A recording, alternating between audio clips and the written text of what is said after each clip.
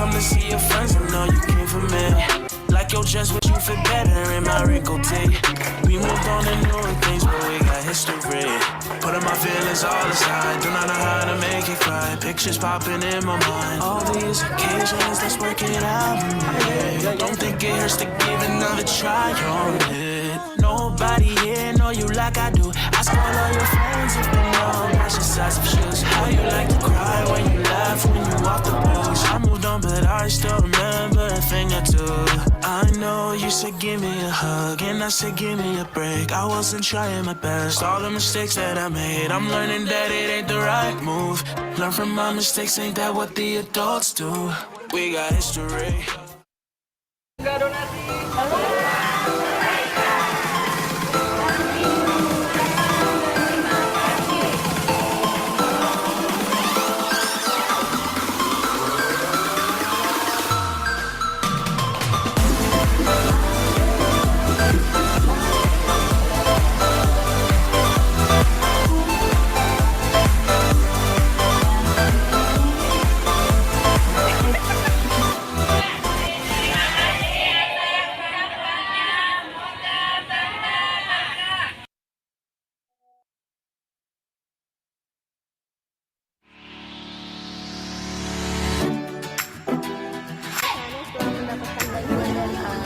Mendapatkan bantuan.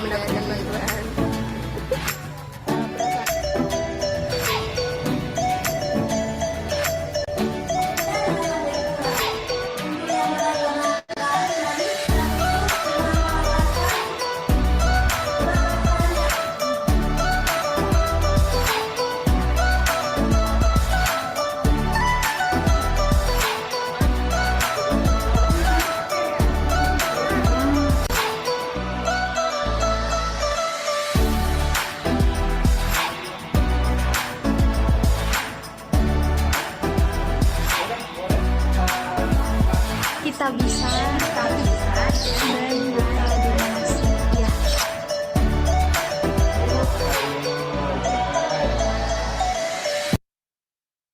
Find something you can hold on to. Find someone who'll be there for you.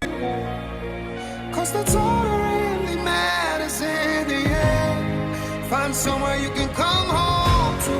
Find someone that'll die for you. 'Cause that's all that really matters in the end. It's love, love, love.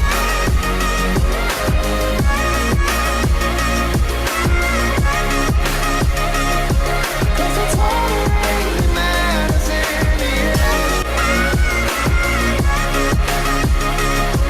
'Cause that's all that really matters in the end. It's hard to tell the truth when you lie to yourself. Always give. It's my baby, it's my love. Touching you slowly, love how you hold me. I was a player, that was the old me. I sent to pay ya for something holy. Got naked and showed me, girl, someone's been lonely, yeah. At first, I was hesitant, like a skeleton. You 20, but intelligent. Now all the mother bitches so relevant, oh yeah. 10 lines and some memories. Guess someone got the best of me. Chef B with the recipe, yeah. With you it's a better me. I guess what I'm saying, I guess what I'm saying, I guess what I'm saying is I fucking love you. I guess what I'm saying, I guess what I'm saying, I guess what I'm saying is I fucking love you. Oh yeah. Love you through the better days, love you through the rainy ones. Champion, you number one. Yeah, that's true. But I guess what I'm saying, I guess what I'm saying, I guess what I'm saying is I fucking love you. Oh yeah. Yes I do. Chillin' top floor with a penthouse view. But that don't mean a thing unless I'm next to you.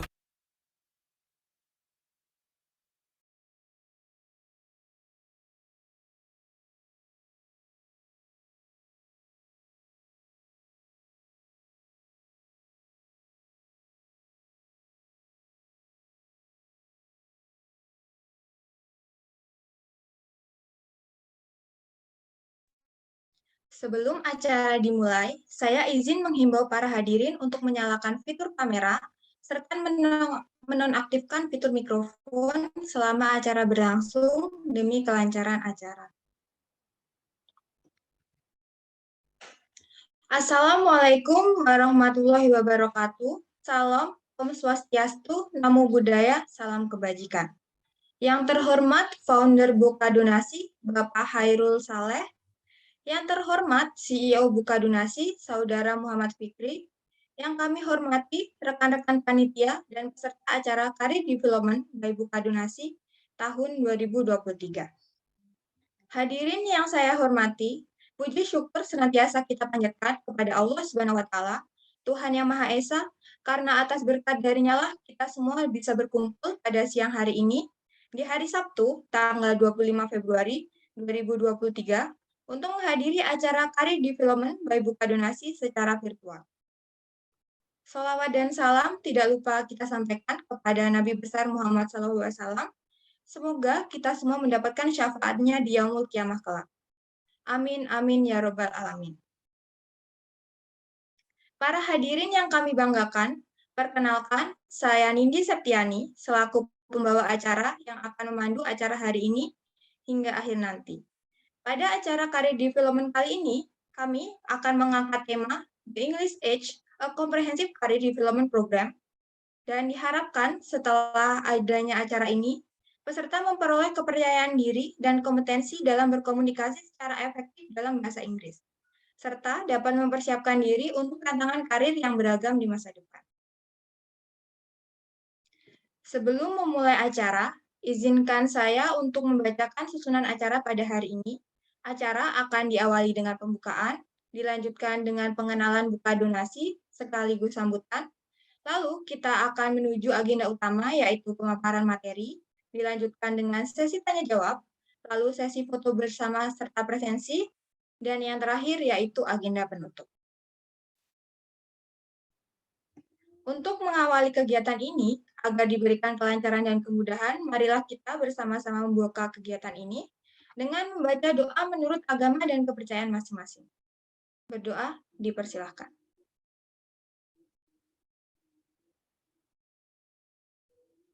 Berdoa selesai. Langsung saja kita memulai agenda pertama, yaitu sambutan dan pengenalan platform Buka Donasi yang akan disampaikan oleh CEO Buka Donasi, yaitu Muhammad Fikri. Kepada Saudara Muhammad Fikri, waktu dan layar dipersilahkan. Baik, terima kasih. Sebelumnya saya ingin cek suara dulu ya. Apakah sudah terdengar jelas? Sudah jelas, Kak. Baik, Assalamualaikum warahmatullahi wabarakatuh. Selamat siang semuanya. Semoga semuanya dalam keadaan sehat walafiat dan juga selalu produktif dalam aktivitasnya. Perkenalkan, nama saya Muhammad Fikri, di sini sebagai CEO dari bukadonasi.com. Salam hangat untuk semuanya karena sudah hadir, terutama kepada narasumber kita yaitu Kak Farah ya. Halo Kak, semoga sehat selalu. Yang akan melakukan sharing ke kita semua terkait dengan tema yang menarik ya, dimana memang sangat dibutuhkan nih untuk kita di masa saat ini. Pertama adalah rasa syukur kehadirat Tuhan Yang Maha Esa karena kita menjadi orang-orang di antara yang mengisi waktu liburan dengan produktif. Kita meluangkan waktu 1 sampai 2 jam siang hari ini bukanlah hal yang sia-sia, tapi merupakan sebuah investasi kita jangka panjang. Kapan akan kita tuai untuk hasilnya? Bisa 5, 10, atau kemudian hari. Artinya tidak ada yang sia-sia. Maka teman-teman semua, mari kita maksimalkan kesempatan ini dengan sebaik-baiknya. Kita simak, kita diskusi dengan hangat ya, agar benar-benar kita mengambil pelajaran pada kali ini. Saya ucapkan terima kasih banyak semuanya karena sudah hadir, terutama pada panitia, pada seluruh peserta. Semoga bisa menikmati acara siang hari ini. Kemudian terkait dengan bukadonasi.com, bukadonasi.com adalah platform crowdfunding dan juga social action, di mana kita membuka peluang seluas-luasnya untuk teman-teman bisa berdonasi, teman-teman bisa menjadi partner untuk membuka campaign donasi, dan juga menjadi partner di dalam penyaluran kegiatan kebaikan atau kegiatan sosial. Jadi untuk semuanya, Untuk informasi itu bisa untuk diakses di website kami di app.bukadonasi.com. Nanti bisa diketikkan di layar di dalam chat gini ya, app.bukadonasi.com. Di sana sudah ada program yang sudah berjalan dan juga bagi teman-teman semua yang ingin melakukan kolaborasi bisa langsung buka campaign di website kami dan sebarluaskan kebaikan dimanapun berada. Kemudian terima kasih banyak juga atas support dari semua pihak hingga bisa terlaksananya acara pada siang hari ini. Semoga apa yang kita lakukan ini menjadi sebuah batu loncatan untuk kita menjadi lebih baik lagi untuk kedepannya, terutama dalam hal keilmuan dan juga dalam sisi kemampuan. Saya mengucapkan mohon maaf apabila ada hal-hal yang masih kurang berkenan. Semoga kedepannya kita bisa bertemu bersama. Terima kasih banyak semuanya yang telah memberikan waktu, memberikan tenaganya, pengetahuannya untuk siang hari ini. Ditunggu untuk kolaborasinya untuk kedepannya. Sekian dari saya. Terima kasih banyak atas kesempatannya. Assalamualaikum warahmatullahi wabarakatuh. Waalaikumsalam warahmatullahi wabarakatuh. Baik, telah kita dengarkan bersama sambutan dari Saudara Muhammad Fikri serta pengenalan platform buka donasi. Saya izin untuk mewakili segenap hadirin untuk berterima kasih kepada Bapak Hairul Soleh serta Saudara Muhammad Fikri yang telah menyediakan platform berjuta manfaat yang insya Allah akan memberikan manfaat bagi kita semua. Baik, sekarang kita akan memasuki agenda inti dari acara Career Development by Buka Donasi yang akan disampaikan oleh pemateri kita yaitu Farah Shibah Fadila. Sebelumnya, izinkan saya untuk membacakan CV dari pemateri terlebih dahulu.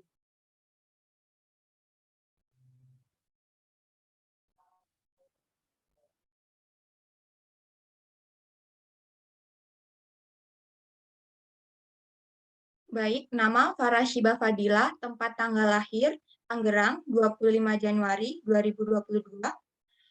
Untuk riwayat pendidikan, Kak Farah pernah bersekolah di SMA 7 Tangerang dengan jurusan Ilmu Pengetahuan Sosial, dan untuk sekarang melanjutkan pendidikan di Universitas Negeri Jakarta dengan jurusan Pendidikan Bahasa Inggris. Untuk prestasi sendiri, Kak Farah pernah menjadi mahasiswa berprestasi berbakat Fakultas Bahasa dan Seni Universitas Negeri Jakarta pada tahun 2022, pernah menjadi Wakil 2 Duta Universitas Negeri Jakarta tahun 2021, menempati tempat kedua untuk Lomba Esai Harmoni Citra Cinta Guru UNJ pada tahun 2020, memenangkan Best Podcast at Debi Media Competition pada tahun 2020, dan pernah menempati tempat ketiga untuk siswi terbaik SMAN 7 Tangerang, jurusan IPS Angkatan 23 tahun 2019. Untuk pengalaman organisasinya sendiri, Pak Farah pernah menjadi Kepala Humas untuk Teman Nyaman Indonesia pada tahun 2022 dan pernah menjadi staf adhum Administrasi dan Hukum untuk KPU Prodi Pendidikan Bahasa Inggris pada tahun 2022. Untuk pengalamannya sendiri, Pak Farah pernah memiliki pengalaman dalam mengajar, internship maupun public speaking. Baik, tanpa berlama-lama lagi, langsung saja saya persilahkan Kak Farah untuk memberikan materinya. Kepada Kak Farah, waktu dan layar disilahkan. Oke, terima kasih Nindi dan teman-teman semua. Izin masuk. Assalamualaikum warahmatullahi wabarakatuh. Oke, selamat siang teman-teman semua. Apa kabar di Sabtu siang yang agak-agak mendung nih ya di tempat saya di Kota Tangerang. Sebelumnya saya izin memperkenalkan diri lagi. Nama saya Farah Shibah Fadila. Saat ini tercatat sebagai mahasiswa LIS Fakultas Bahasa dan Seni Universitas Negeri Jakarta. Salam kenal semuanya. Dan pada kesempatan hari ini di acara The English Age, a Comprehensive Career Development Program yang diselenggarakan oleh Buka Donasi, kita akan sharing nih, kita akan belajar lebih jauh lagi tentang gimana sih caranya mempersiapkan diri untuk interview dalam bahasa Inggris. Nah, sebelumnya aku minta izin dulu untuk teman-teman.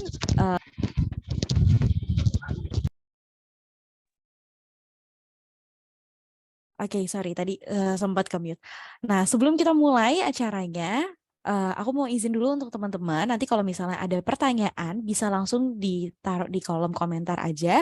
Dan untuk acaranya insya Allah menarik dengan materi-materi yang akan dibawakan juga menarik. Oke, aku minta izin untuk operator untuk bisa share screen materi yang sudah aku bagikan sebelumnya.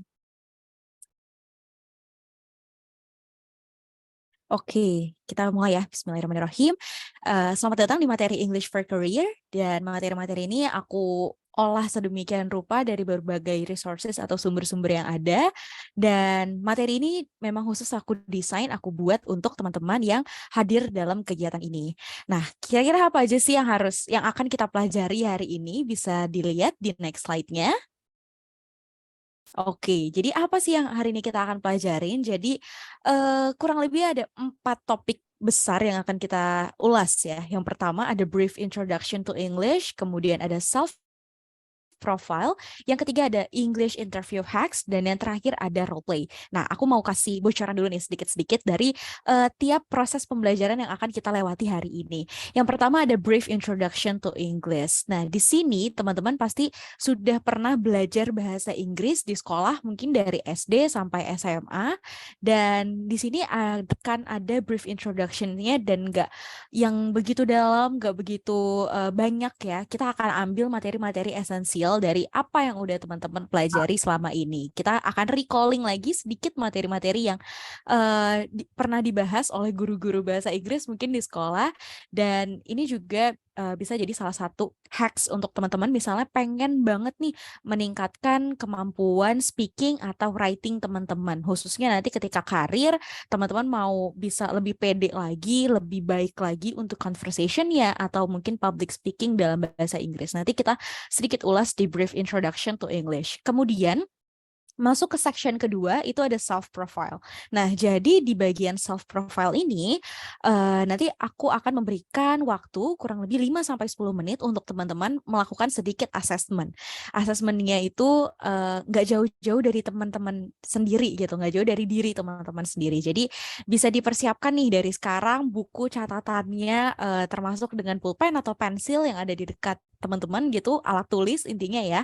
Karena nanti selain untuk mencatat materinya, kita juga akan ada self profile ini yang akan membantu teman-teman dalam melakukan proses pembelajaran di tahap ketiga dan keempat. Nah, masuk ke tahap ketiga, di section ketiga, kita akan belajar tentang English interview hacks. Gimana sih cara menjawab pertanyaan-pertanyaan interview dalam bahasa Inggris? Itu caranya gimana sih gitu? Ada nggak sih strategi yang bisa teman-teman implementasikan gitu? Dan nggak hanya berlaku untuk bahasa Inggris saja, interview bahasa Inggris, tapi nanti ketika teman-teman dihadapkan dengan pertanyaan yang serupa, tapi bahasa pengantarnya adalah bahasa Indonesia, teman-teman bisa menggunakan prinsip-prinsip tersebut gitu. Dan yang terakhir puncaknya adalah role play. Jadi nanti di akhir sesi, sebelum kita masuk ke sesi Q&A, kita akan main sedikit role play. Jadi aku nanti akan berperan sebagai interview, kemudian aku akan pilih nih, atau mungkin teman-teman ada yang bersedia jadi volunteer mau coba role play gitu. Udah siap teman-teman belajar hari ini? Bisa di reply di kolom chat. Kalau misalnya udah siap, kita akan mulai pembelajarannya. Oke, udah siap semua? Oke, udah siap. Jangan lupa tadi ya, rules kalau belajar sama aku itu 2. Pertama harus aktif, aktifnya juga dengan rules yang ada ya. Misalnya nggak tiba-tiba on cam, nggak tiba-tiba on mic gitu. Tapi kalau misalnya mau nanya, mau ngobrol gitu, bisa raise hand, bisa izin dulu, atau langsung tulis responnya di kolom miring chat. Dan jangan lupa untuk mempersiapkan alat tulis beserta dengan bukunya gitu atau kertas gitu yang ada di sekeliling teman-teman. Hari ini kita akan belajar banyak hal dan we'll do a lot of fun together today. Oke, bisa kita geser ke next slide.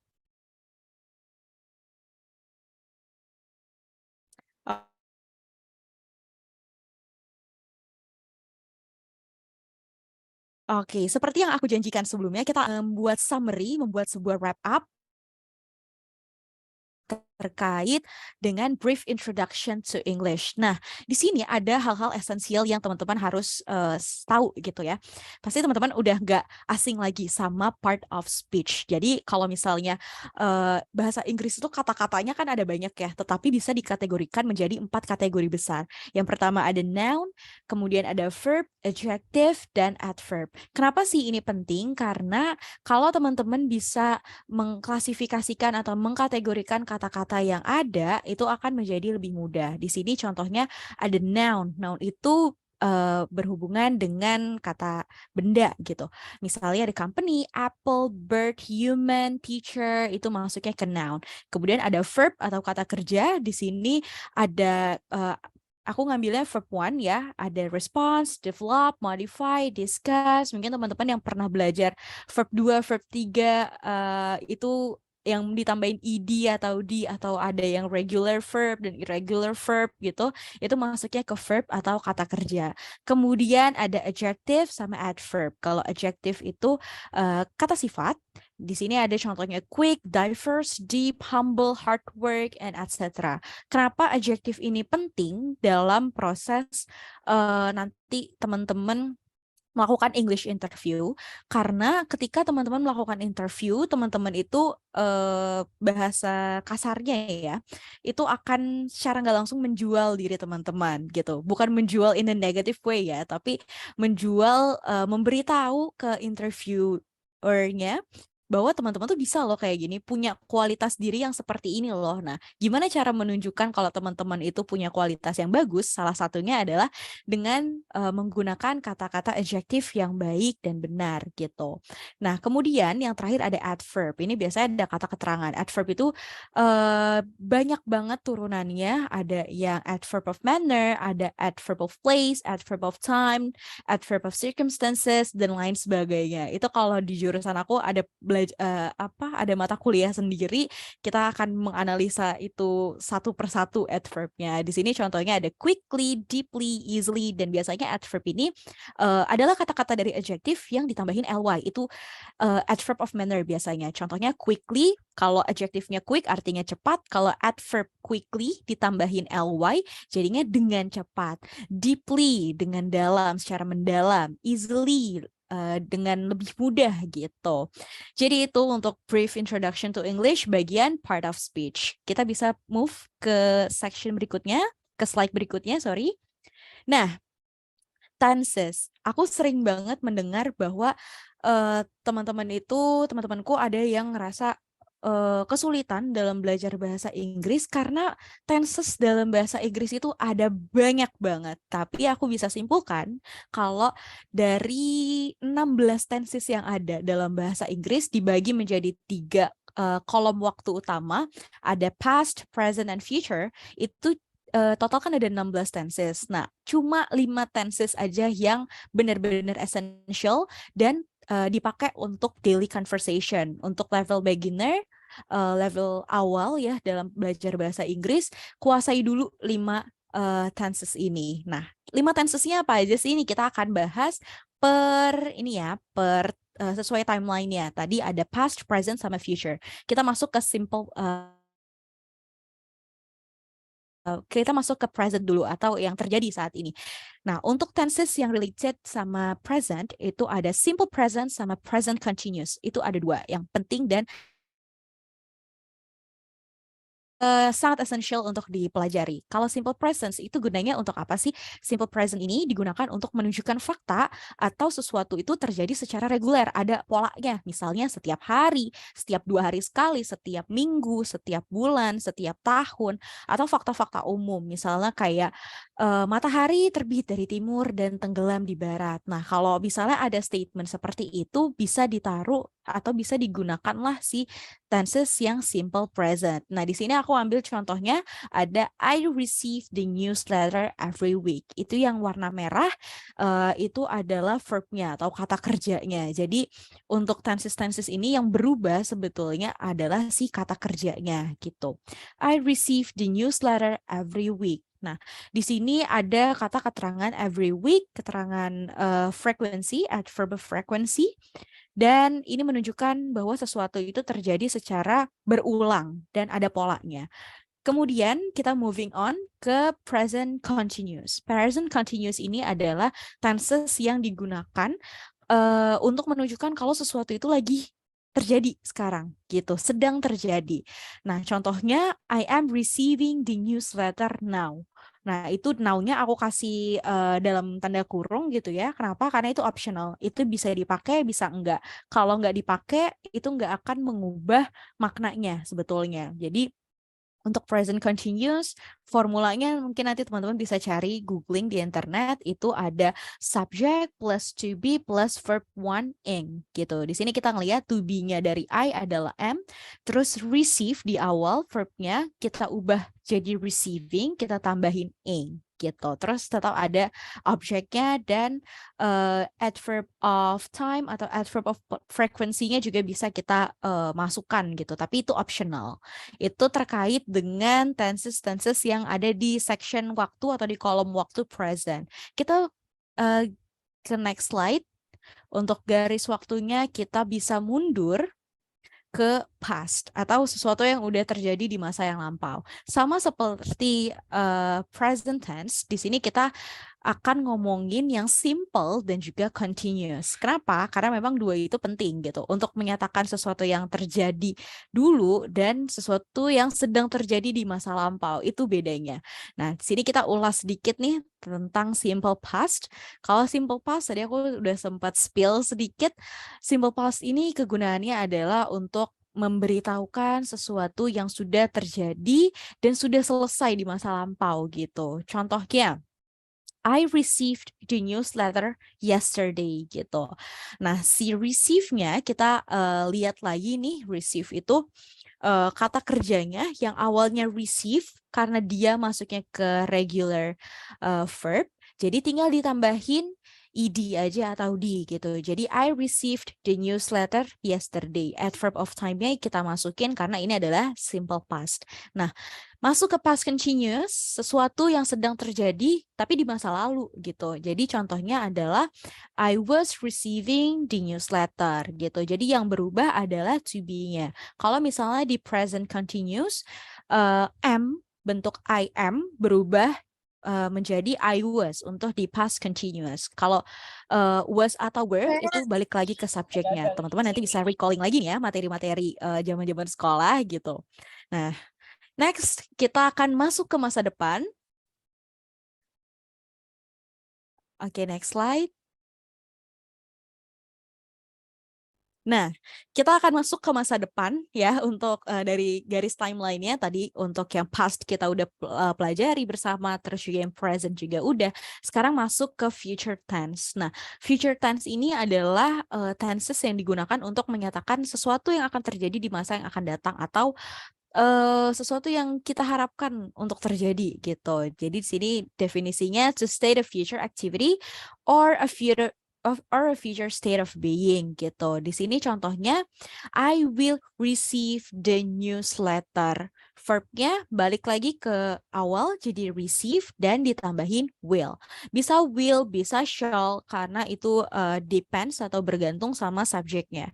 Kalau I itu bisa pakai shall, bisa pakai will, terus juga she, he, it biasanya pakai will dan we itu orang biasanya pakai will gitu ya. Cuma kalau secara grammatical biasanya I sama we itu dipasangkannya dengan kata shall yang artinya adalah akan gitu. Jadi kalau di bahasa Indonesianya I will receive the newsletter atau nanti I shall receive the newsletter. Artinya adalah aku akan menerima newsletternya ini nanti gitu. Bisa ditambahin adverb of time later on atau misalnya tomorrow, besok gitu. Karena itu untuk menjelaskan sesuatu yang terjadi di masa yang akan datang.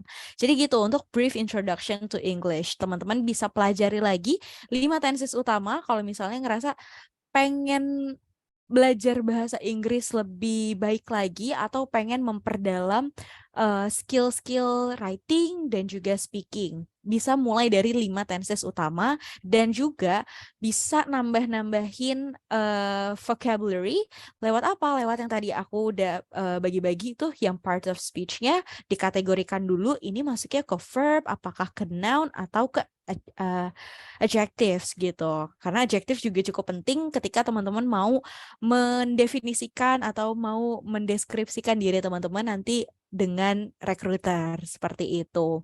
Itu dia untuk brief introduction to English. Section 1 kita sudahi, kita akan masuk ke section berikutnya. Kalau teman-teman ada pertanyaan atau misalnya penjelasan aku terlalu cepat gitu, itu bisa disanggah aja nanti lewat kolom chat ya.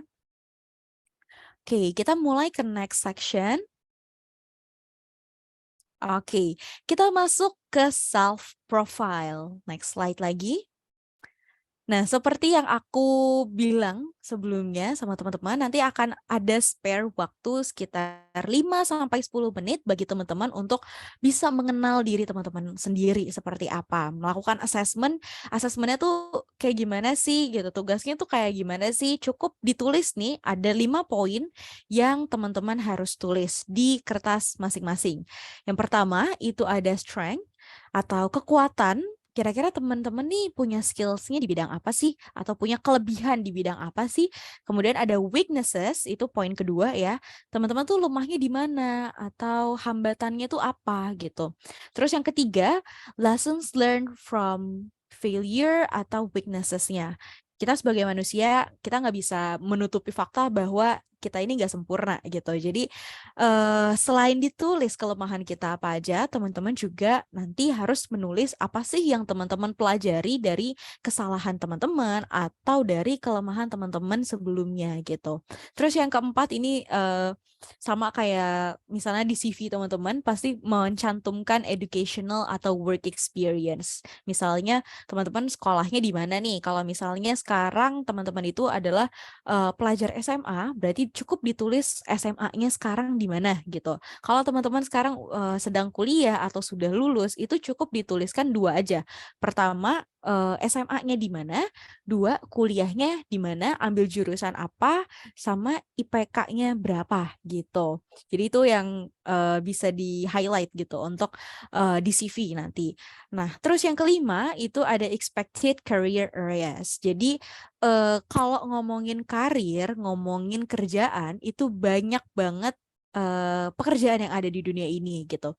Kalau misalnya mau kerja kantoran gitu, kerja kantoran itu kita bisa breakdown, kita bisa spesifikasiin lagi itu menjadi banyak banget kategori di dalamnya. Yang pertama ada FMCG atau fast moving consumer goods. Ini relate sama produk-produk yang teman-teman kenal di pasaran gitu. Pasti tahu Indomie, tahu Ultramilk, terus tahu apa ya, kecap Bango, sabun Lifebuoy itu masuk ke industri FMCG. Nah, contoh perusahaannya apa sih? Itu kayak Unilever, Wings, terus Indofood itu masuk ke situ. Terus ada lagi industri manufacture. Manufaktur ini pasti yang relate sama mesin-mesin gitu. Ada Astra misalnya, Toyota, Honda, Daihatsu itu masuk ke manufaktur gitu.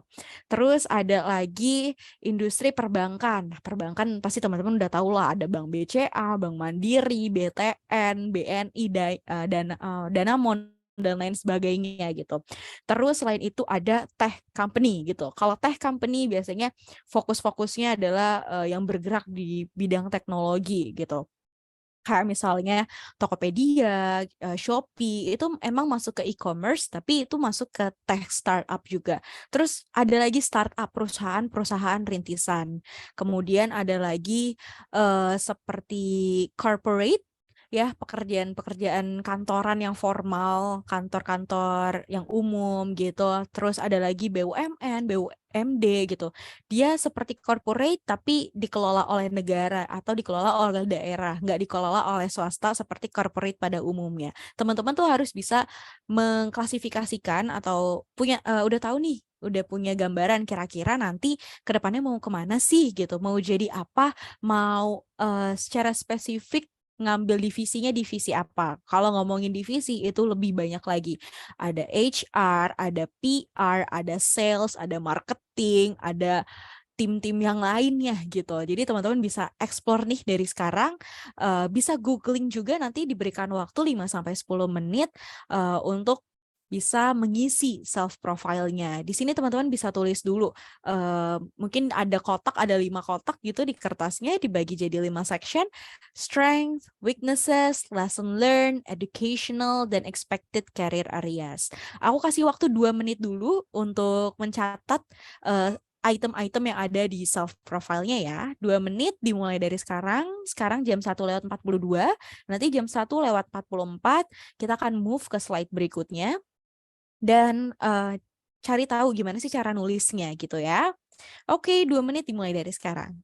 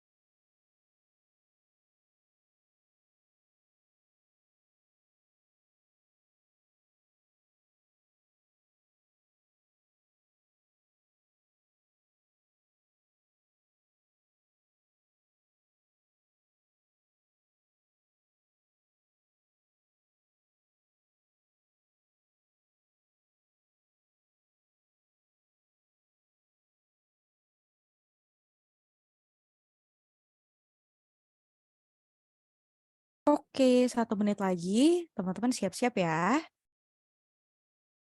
Nindi mungkin bisa ikut juga nih bikin asesmennya.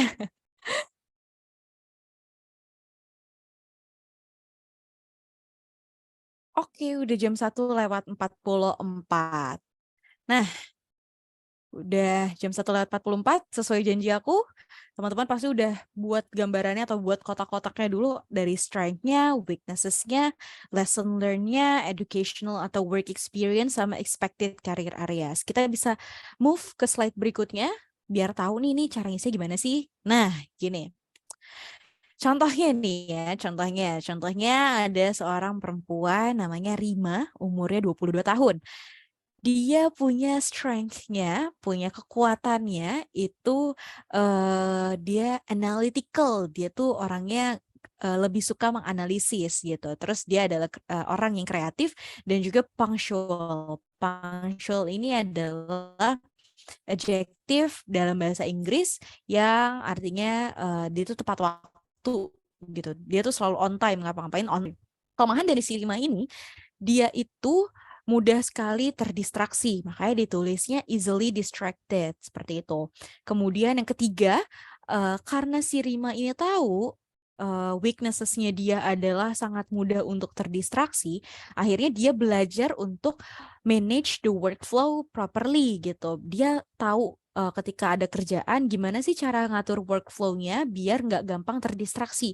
Bisa itu pakai metode kerja Pomodoro gitu, atau misalnya dia buat to-do list sesimpel itu, dan itu yang dia pelajari dari kelemahannya dia gitu. Kemudian ada tadi educational atau work experience. Nah, di sini si Rima ini karena mungkin dia adalah lulusan sarjana gitu ya. Jadi yang dimasukkan dia tuh cuma masukin bagian work experience aja. 6-month internship at NGO as PR officer. Nah, di sini udah ada istilah-istilah baru nih.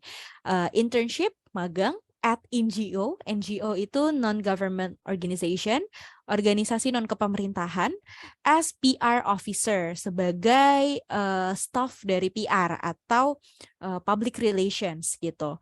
Nah, terus yang kelima ini expected career areas-nya karena dia pengen banget kerja sebagai PR.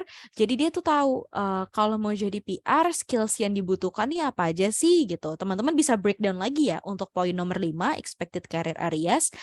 Untuk PR itu bisa cabangnya itu harus menguasai communication and interpersonal skills. Nah, sebelum aku kasih waktu lagi nih 10 menit untuk 5 menit untuk mengisi self profile-nya, aku mau coba tanya-tanya dulu nih ke teman-teman terkait dengan poin yang kelima. Coba di sini ada yang mau raise hand dulu sebelum ngisi, mau nanya-nanya dulu, aku kasih kesempatan untuk bertanya. Atau via kolom chat juga boleh. Aku buka sampai jam 13.50, which means 3 menit lagi. Ayo, siapa yang mau nanya boleh banget nih. Raise hand atau via kolom chat.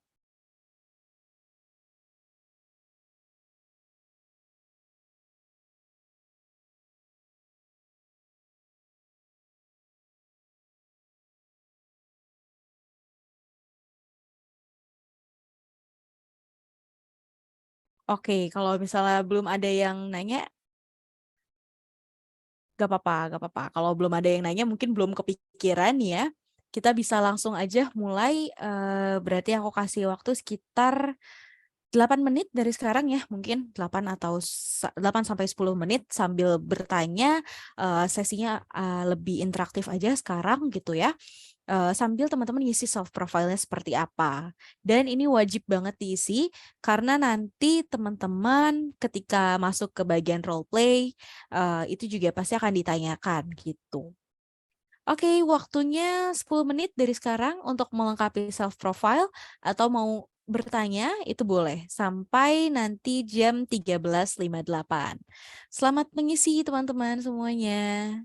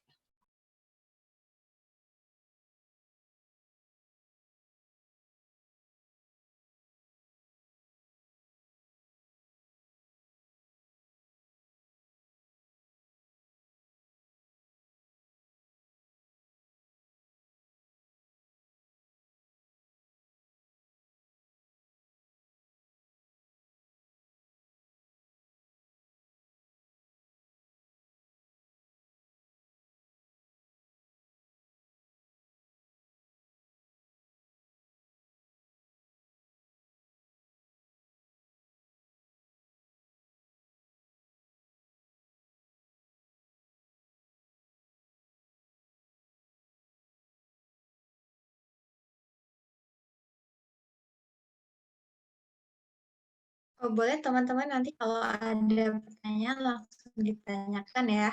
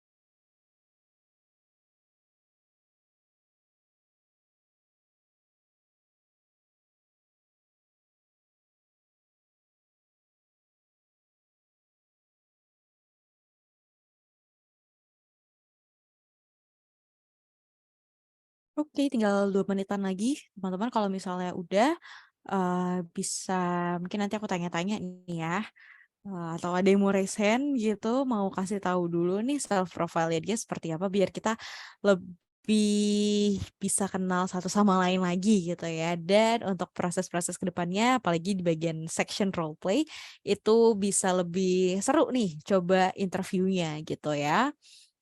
Coba aku boleh panggil orang nggak nih, Nindi? Boleh Kak, boleh. Boleh ya? Oke. Aku kira ada yang lagi itu. Aku mau tanya sama co-host-nya deh. Aku mau nanya sama kok co-host sih, sorry. Sama Kak Nurul Mutia. Halo Kak Nurul atau Kak Nurul Mutia. Bisa open mic?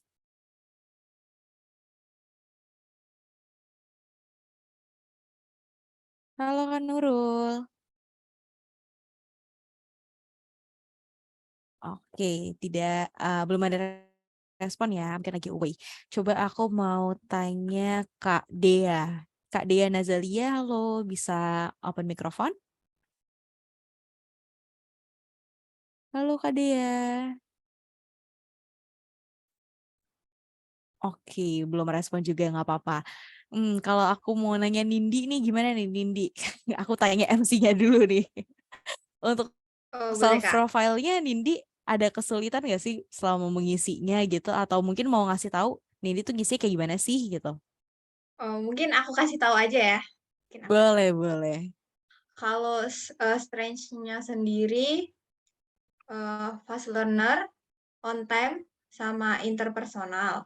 Mm-mm, Terus untuk weakness-nya sendiri, only focus on one things. So mhm. yang apa namanya, untuk lesson learn-nya jadi uh, when we work in a group, try to understand Mhm. others people perspective. Oke, bagus-bagus. Terus? Terus kalau work experience, the latest I have a 3 months internship on Sikil as the literacy club assistant teachers. And for the Hmm, expected career, maybe in the translation, publication, and education. Gitu. oke. Translation, education, and apa tadi satu lagi? Publication. Publication. Oke, wih, HPD banget nih ya. Oke. Oke, mungkin ada lagi yang lain yang mau share nih self profile seperti apa? Tadi Nindi tuh udah bagus banget self profile-nya gitu. Dia udah bisa menempatkan, udah tahu nih strength-nya dia apa. Tadi sempat nyebut interpersonal skills-nya udah oke, terus juga weaknesses-nya cuma fokus di satu item aja atau satu section aja nih. Yang lain kadang suka terbengkalai. Dan yang dia pelajari adalah ketika nanti bekerja di grup, mencoba untuk melihat orang lain itu pasti punya perspektif atau punya pendapat yang berbeda. Good job Nindi. Nanti kita akan cari lagi teman-teman yang lain. Tapi sebelumnya untuk self profile kita simpen dulu karena kita masuk ke bagian yang paling seru yaitu English interview-nya. Oke, boleh di next slide. Oke, di next slide aja. Oke, English interview hacks, more hacks upcoming. Nah, kalau udah ngomongin English interview, ini pasti hambatannya ada 2. Yang pertama adalah grogi atau hambatan secara personalnya gitu ya. Mungkin deg-degan, ragu-ragu atau nervous gitu ketika ketemu sama HR sama interviewee-nya gitu ya. Aduh nih gimana sih nih cara ngadepinnya nih gitu. Terus yang kedua, hambatannya bisa di bahasa. Kenapa? Karena bahasa pengantar atau bahasa yang digunakannya itu adalah bahasa Inggris gitu. Sedangkan kita biasanya pakai bahasa Indonesia. Interview Pak dalam bahasa Indonesia aja kadang kita masih suka gelagapan gimana ini pakai bahasa Inggris. Tapi tenang, di sini kita akan belajar hacksnya itu kayak gimana. Dan ada satu metode yang nanti kita akan pelajari banget gimana cara menjawab pertanyaan-pertanyaan dengan tenang, dengan lebih to the point gitu ya. Jadi kita nggak muter-muter aja dan kita bisa lebih cepat nangkep inti dari pertanyaan si interviewernya itu sendiri. Oke, langsung aja kita ke next slide biar nggak lama-lama lagi. Nah, di sini ada beberapa common job interview questions. Di sini biasanya adalah pertanyaan-pertanyaan yang diambil adalah pertanyaan-pertanyaan dari HR interview. Oh ya, sedikit mau mengulas, kalau interview itu ketika nanti teman-teman mendaftarkan untuk suatu pekerjaan, biasanya interview itu dibagi menjadi dua kategori utama. Ada interview HR sama interview yang user interview namanya. Nah, bedanya apa sih? Kalau HR itu kan interview tapi dilakukan sama human resources-nya. Jadi di perusahaan ada divisi namanya HR. Nah, di HR interview ini biasanya interview yang dilakukan itu pertanyaannya seputar diri teman-teman sendiri gitu. Tentang teman-teman tuh orangnya gimana sih? Kelebihannya, kekurangannya, terus secara culture secara kepribadian teman-teman juga apakah cocok cultural fit gitu dengan perusahaan yang teman-teman apply. Misalnya kalau teman-teman apply di perusahaan startup atau teknologi, biasanya mereka itu butuh orang yang responsif, mereka butuh orang-orang yang fast paced gitu. Jadi kerja apa-apa tuh harus cepat, harus terstruktur gitu. Atau teman-teman kerja mendaftar di bagian finance, banking gitu. Itu biasanya harus detail oriented, harus hati-hati banget dalam membuat perhitungan gitu. Apakah secara personal skills-nya, secara kepribadian teman-teman itu match atau enggak sih sama kultur organisasi atau kultur si perusahaannya itu sendiri gitu. Jadi itu biasanya untuk di HR interview. Jadi interviewnya related ke teman-teman itu sendiri gitu. Kepribadian teman-teman, sikap teman-teman. So it's gonna be all about you and your company. Apakah cocok atau enggak gitu. Ya mainannya kayak main Tinder aja gitu. Kalau misalnya cocok sama kandidatnya ini cocok sama perusahaannya, ya udah swipe kanan gitu kan. Kalau nggak cocok ya udah ke kiri gitu. Nah, kemudian ada interview yang kedua, ini adalah user interview. User interview ini biasanya nggak dilakukan oleh HR, biasanya di atasnya HR gitu. Bisa manajernya, bisa leadernya, atau kadang suka sampai C-level untuk interview. Cuma mungkin untuk level-level entry level gitu kayak staff gitu itu kayak nggak sampai ke C-level. Paling manager atau leadernya aja itu udah cukup.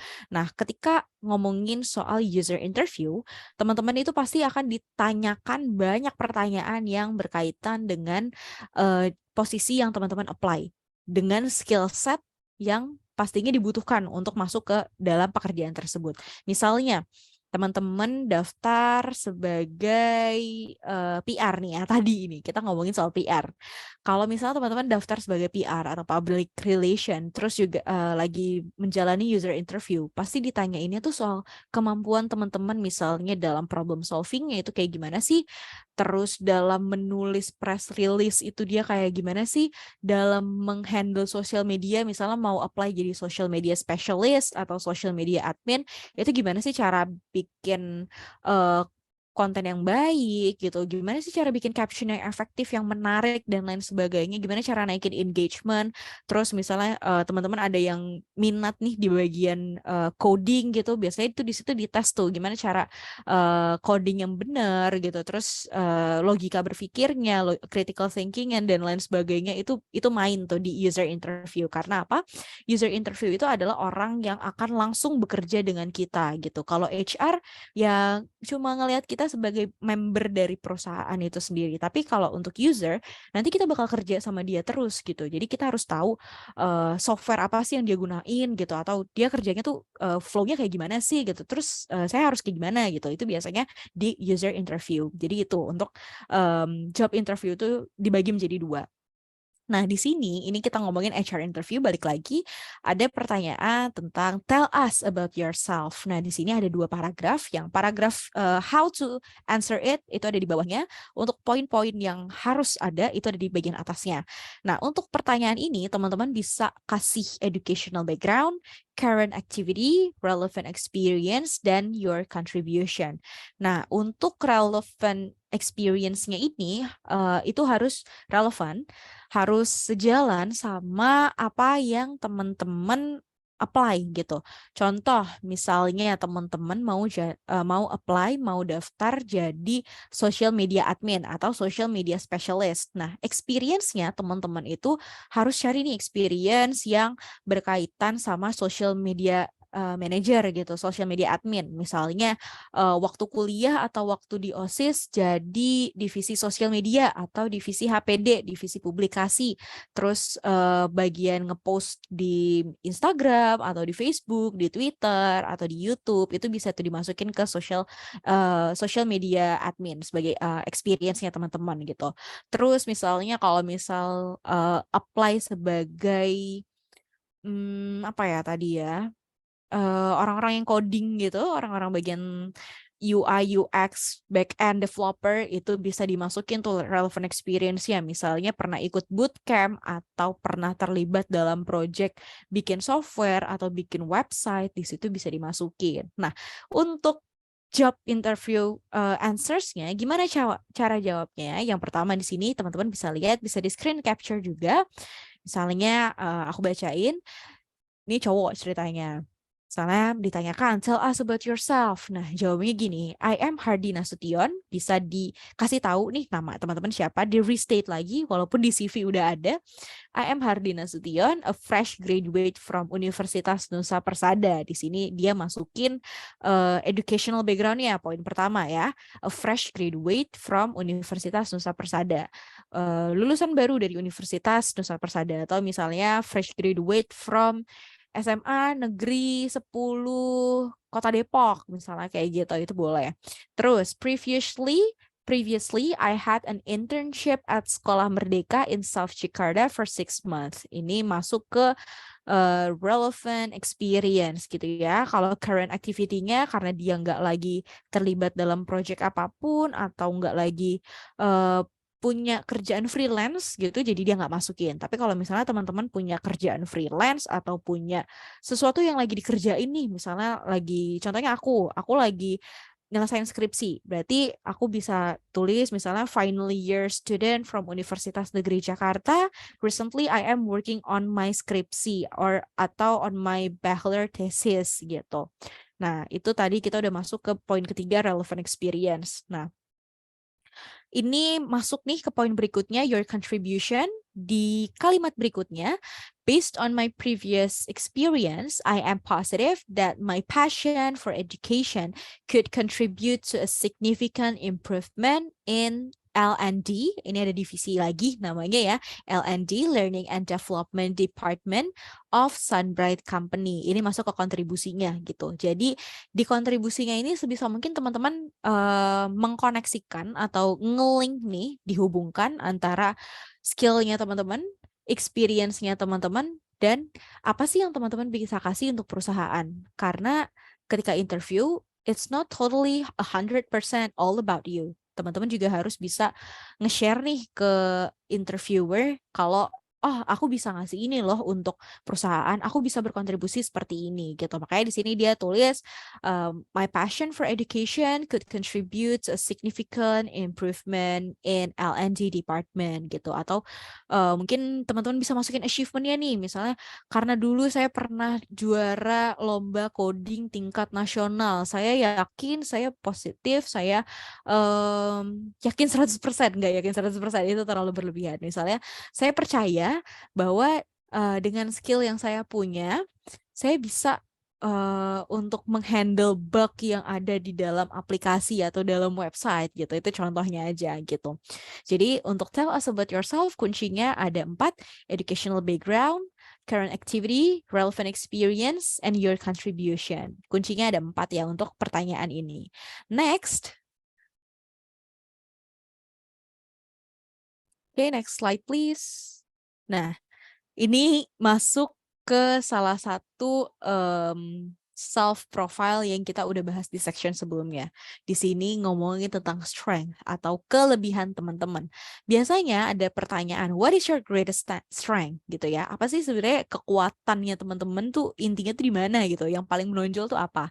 Nah, ketika dapat pertanyaan kayak gini, teman-teman bisa kasih tahu kekuatannya teman-teman, kelebihannya teman-teman yang relate sama posisi yang teman-teman apply atau melamar gitu kan. Nah, kamu juga bisa naruh atau bisa sampaikan juga nih ke previous experience atau achievement-nya teman-teman. Contohnya nih di sini. I am an analytical, creative, and able to design an effective course, which also can engage our audience to learn more based on my previous experience on Sekolah Merdeka. Nah, di sini strength-nya dia taruh di awal. Analytical, creative, and able to design an effective course, which also can engage our audience to learn more, gitu. Nah, terus di situ dia di akhir ditutup dengan based on my previous experience on Sekolah Merdeka. Teman-teman bisa juga nih, misalnya belum punya experience bekerja atau experience magang dimanapun. Itu bisa dimasukin achievement-nya gitu atau previous project-nya gitu ya. Misalnya tadi Nindi itu coba deh strength-nya tadi apa aja nih? Aku mau sedikit recalling.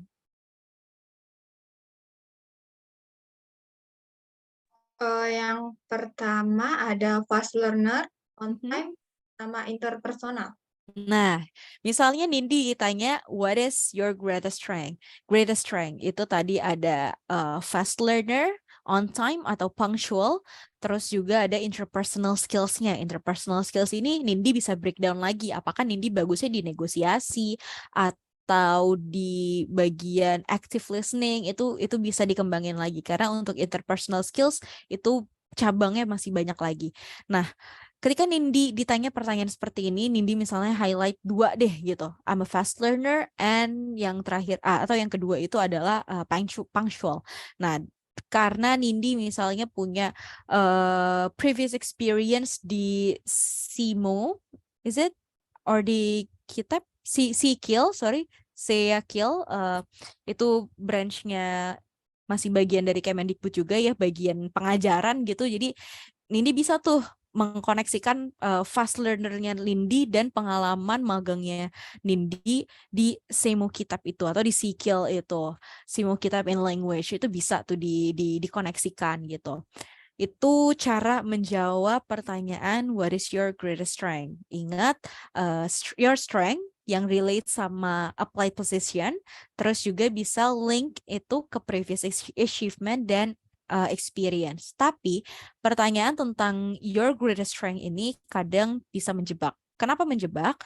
Karena kalau kita nggak tahu celahnya, pertanyaan ini bisa jadi pertanyaan yang membuat kita besar kepala, kita terlalu menjual diri, bahkan sampai kayak mengada-ada. Sebenarnya kita nggak bisa hal tersebut. Kita tuh bukan orang yang seperti itu. Tapi karena kita pengen banget bisa kerja di perusahaan A, kita pengen banget kerja di posisi A, jadi kita tuh terlalu berbohong gitu lah. Kita membohongi diri kita sendiri. Misalnya kita tuh orangnya bukan orang yang detail oriented, tapi kita pengen banget kerja di bank BCA misalnya gitu. Nah, itu kalau misalnya kita nggak detail oriented tapi kita ngomong kayak gitu, terus later on ceritanya kita diterima kerja, itu bakal menimbulkan hambatan-hambatan ketika teman-teman bekerja nantinya gitu. Pasti akan ada ketidakpercayaan dari user gitu, atau ketika bekerja ya pasti akan ada komplain gitu. Ini gimana sih pas lagi interview bilangnya detail oriented, tapi ketika lagi kerja kok kayak gini sih, banyak banget miss-nya, banyak banget salahnya gitu. Jadi hati-hati lagi, jangan sampai kita mengelabui diri sendiri hanya untuk mendapatkan posisi yang kita inginkan gitu. Oke, kita bisa next ke pertanyaan berikutnya. Oke, next slide. Nah, ini what is your biggest weakness? Ngomongin soal kelemahan, hati-hati juga nih ya, pertanyaannya bisa bikin tricky. Kalau sebelumnya what is your biggest strength, itu bikin teman-teman jadi besar kepala. Kalau pertanyaan yang kedua ini what is your biggest weakness, ini justru bisa bikin teman-teman terlalu membuka diri, terlalu membuka kesalahan-kesalahan, membuka aib teman-teman itu kayak gimana sih ketika bekerja gitu. Jadi memang harus hati-hati. Nah, hacksnya gimana? Tell them about your weakness. Tapi di sini dalam tanda kurung ya, ini teman-teman bisa perhatikan, not to reveal it all. Jangan terlalu diumbar gitu ya.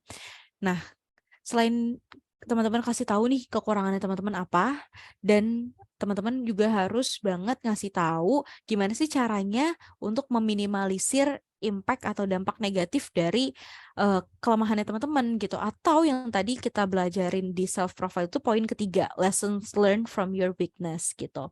Jadi kita bisa aja nih kasih tahu kelemahan kita tuh A, B, C, tapi nggak cuma berhenti di situ, nggak cuma dari 3 kelemahan yang kita kasih tahu ke recruiter gitu atau ke interviewer, tapi kita juga kasih tahu di balik kelemahan itu ada loh yang kita pelajarin, atau di balik kelemahan itu kita tuh sedang memanage diri kita tuh sedang ngontrol diri kita biar apa? Biar bisa mengurangi dampak dari weaknesses-nya itu sendiri. Kita lihat contoh jawabannya di sini.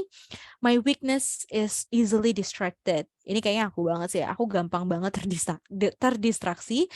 Tapi, but now I already figure out how to work effectively and put more concentration by doing time blocking and jotting to-do list, so I can keep myself on track. Nah, di sini kita bisa ngelihat jawabannya, kita bisa analisis jawabannya. Di sentence pertama atau kalimat pertama dia kasih tahu weakness-nya apa. Weakness-nya adalah dia mudah terdistraksi. Terus di sentence kedua sampai sentence terakhir dia kasih tahu nih cara dia meminimalisir kelemahannya itu gitu ya. Di sini dia nulis, di sini dia bilang, but now I already figure out how to work effectively and put more concentration. Itu caranya dia gitu. By doing time blocking and jotting to-do list. Itu adalah kegiatannya yang dia lakukan untuk meminimalisir weakness-nya itu seperti apa. Dan yang terakhir ditutup dengan kalimat penutup, so I can keep myself on track. Atau bisa, so I can keep myself away from the distraction gitu. Jadi gak cuma ngomongin weaknesses-nya aja, tapi ada loh upaya-upaya yang teman-teman lakukan untuk meminimalisir dampaknya. Nah, pertanyaan ini cukup penting bagi HR gitu ya, untuk melihat kultur kerja teman-teman itu seperti apa sih. Dan ini juga relate atau berkesinambungan juga sama problem solving teman-teman.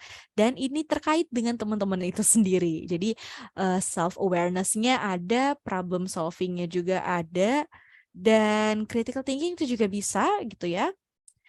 Karena ini pertanyaan terkait teman-teman punya problem, pasti semua dari kita punya masalah, dan HR itu bisa ngelihat bagaimana sih cara kita memanage konflik-konflik itu, memanage masalah-masalah itu, atau ya kalaupun nggak bisa kita hilangkan masalahnya, seenggaknya kita bisa meminimalisir dampak masalah yang ada gitu. Untuk pertanyaan, what is your biggest weakness? Oke, kita bisa move ke next slide.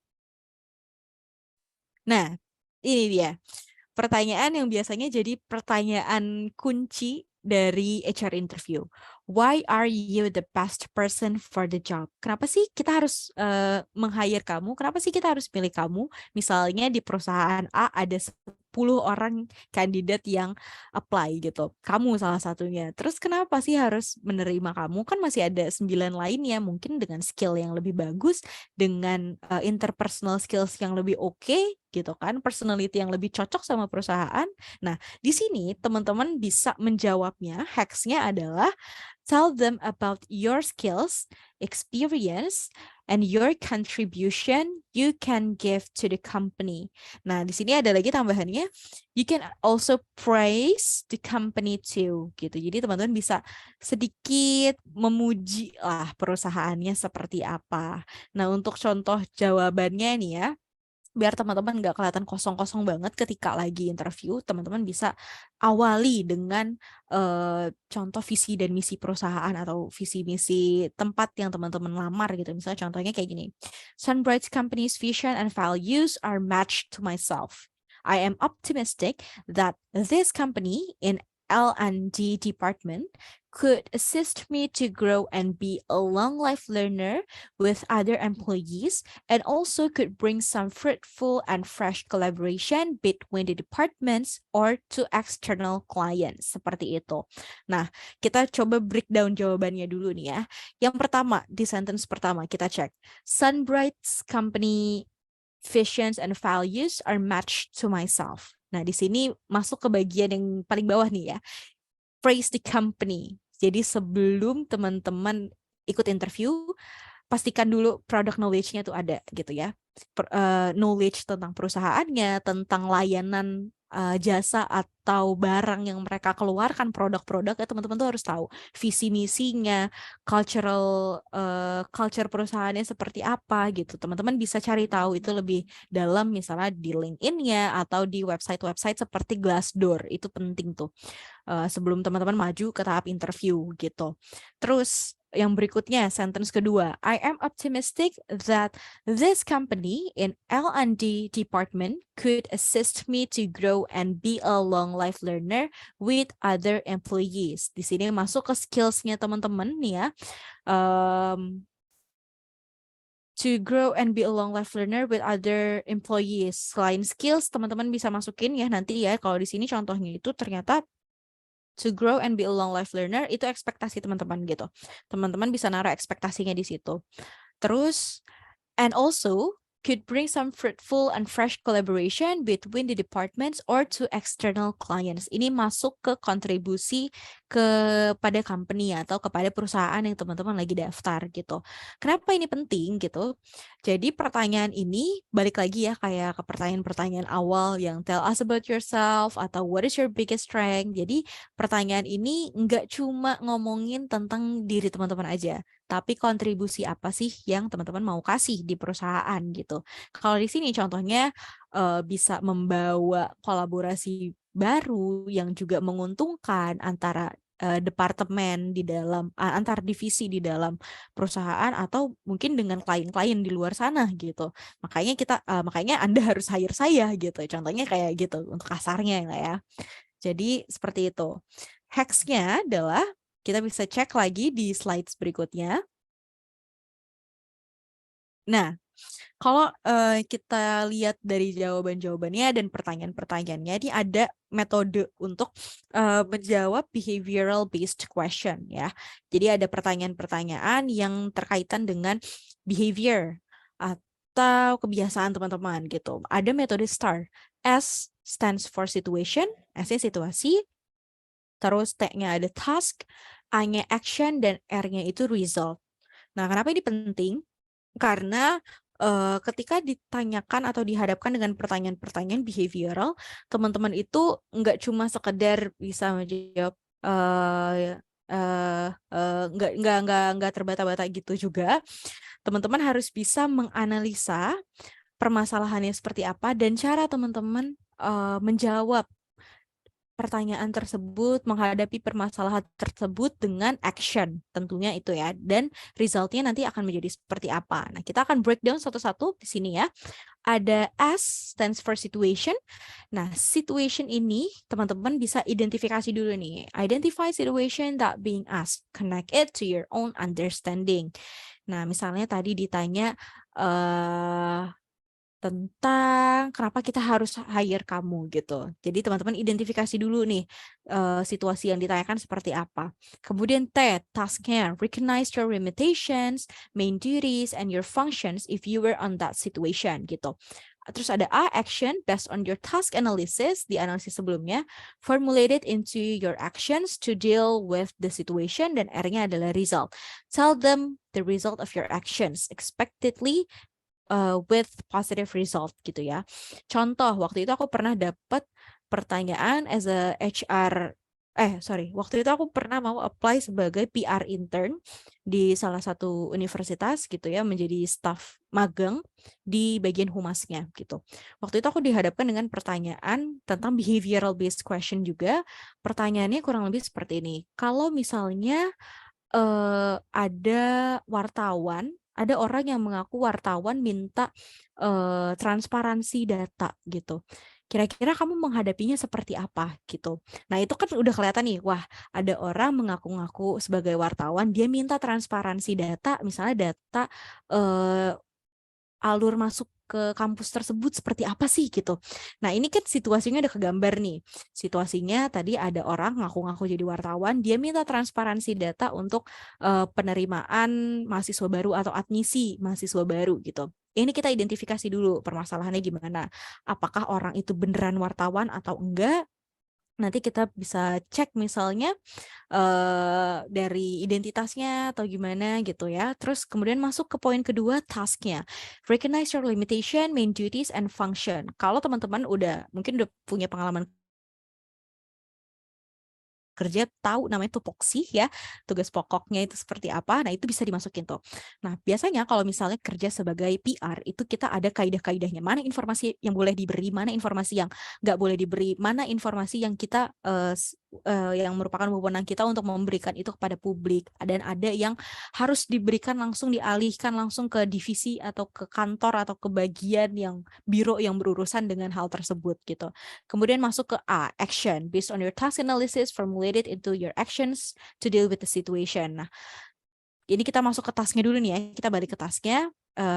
Kita tahu kan tadi misalnya ada orang tiba-tiba datang minta transparansi data, gimana cara ujian masuk ke universitas tersebut gitu. Nah itu kan di luar kewenangan kita sebagai PR gitu. Nah nanti di situ kita bisa kasih tahu tuh task kita sebenarnya apa gitu. Ini di luar kendali kita, ini di luar job desk kita gitu. Kemudian kita berikan actionnya gitu.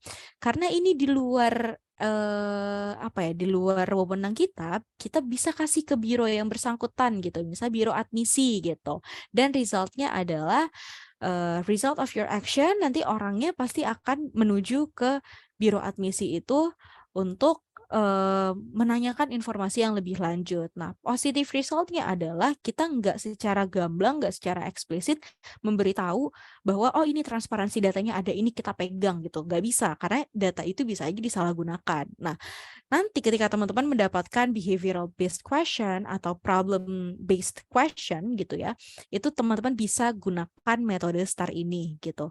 Dilihat dulu situasinya, diidentifikasi dulu situasinya seperti apa, tasknya dibatasi, tugas teman-teman itu wewenangnya cuma sampai mana sih, terus actionnya, aksinya yang teman-teman akan lakukan itu seperti apa ya. Jangan lupa ini pakai kata kerja ya, misalnya I will ask him or her to the related bureau because the information required is out of our control gitu, misalnya gitu. Terus R-nya adalah result. Nah, nanti teman-teman bisa tutup dengan kesimpulan. Kalau misalnya kita menggunakan step-step yang tadi, nanti sebagai hasilnya adalah orang tersebut akan bertanya langsung kepada bironya dan mendapatkan jawaban yang sebetul-betulnya gitu. Dan kita sebagai PR atau sebagai humas, kita bisa menjaga tupoksi kita sebagai PR, seperti itu contohnya. Nah, jadi metode STAR method ini teman-teman bisa catat, bisa diaplikasikan nanti ketika ada interview-interview mendatang gitu. Oke, kita bisa lihat di next slide. Nah, ini kita udah masuk ke sesi role play. It's your time to shine gitu ya. Jadi pertanyaannya nggak jauh-jauh dari apa yang tadi teman-teman kerjain di self profile dan apa yang teman-teman simak tadi di bagian di bagian interview questions gitu ya. Di sini untuk role play bisa di next slide lagi. Nah, di sini role play aku kasih kesempatan untuk 2 audiens dulu deh gitu. Nah, kerjaannya ngapain sih? Teman-teman nanti look back dulu to your self profile, terus nanti pilih satu pekerjaan yang teman-teman mau apply, dan kita mulai role play-nya. Ada yang berminat? Bisa langsung raise hand.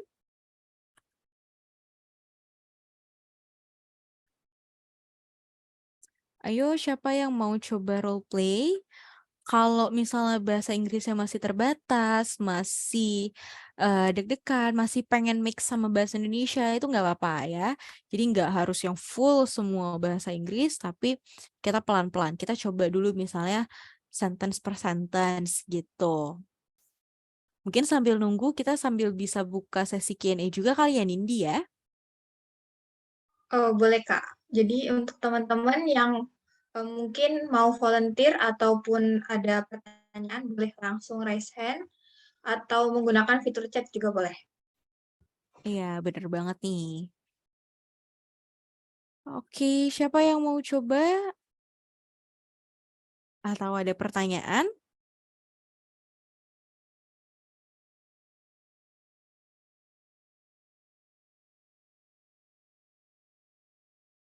Kalau untuk pertanyaan boleh aku dulu nggak ya, Kak?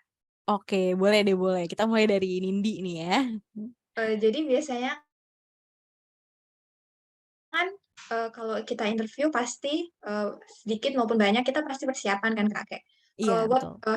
the question gonna ask, kita udah belajar soal itu. Tapi kalau tiba-tiba, ada pertanyaan yang kayak di luar gitu, terus biasanya kita langsung gugup atau ngedrop. Kira-kira Kakak ada kayak cara gitu, how to manage it, gitu, Kak? Oke, kalau misalnya kita dapat pertanyaan yang kita nggak tahu jawabannya apa, dan itu misalnya di luar dari apa yang kita pelajarin gitu ya, pasti bisa apa ya, sangat mudah untuk jadi gugup gitu ya, jadi nervous itu pasti banget. Cuma untuk teman-teman, hacks-nya atau tipsnya dari aku adalah yang pertama, tenangin dulu diri kamu, nafas dulu, apa ya, selain tenangin diri, kamu fokus dulu ke pertanyaannya, seperti apa sih gitu. Dan sebetulnya kalau misalnya kita ditanyakan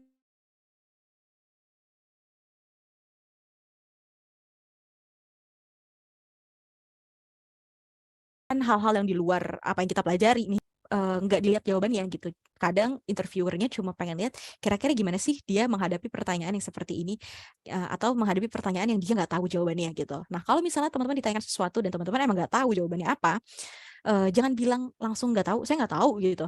Tapi cobalah dikemas dengan baik gitu. Misalnya, "I'm not really certain about that question. Unfortunately, I cannot answer that at the moment.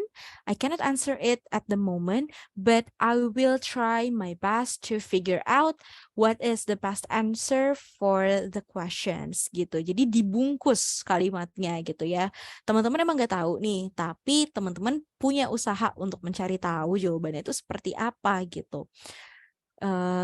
Jadi itu masalahnya di komunikasi, gimana cara kita menyampaikannya walaupun kita nggak tahu nih gitu. Kita bungkus sedemikian rupa, jangan tiba-tiba pasrah sama keadaan, "Saya nggak tahu," udah selesai, "I don't know about that," udah selesai gitu, jangan sampai kayak gitu.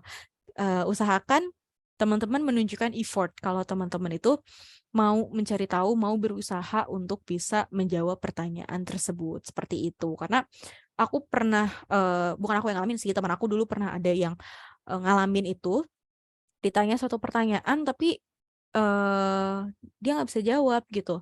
Terus dia jujur gitu ya, "I don't know about the question," jangan bilang I don't know deh, "Unfortunately I cannot answer it at the moment, but I will try my best to figure out the answer of that question," atau the answer of the problem gitu.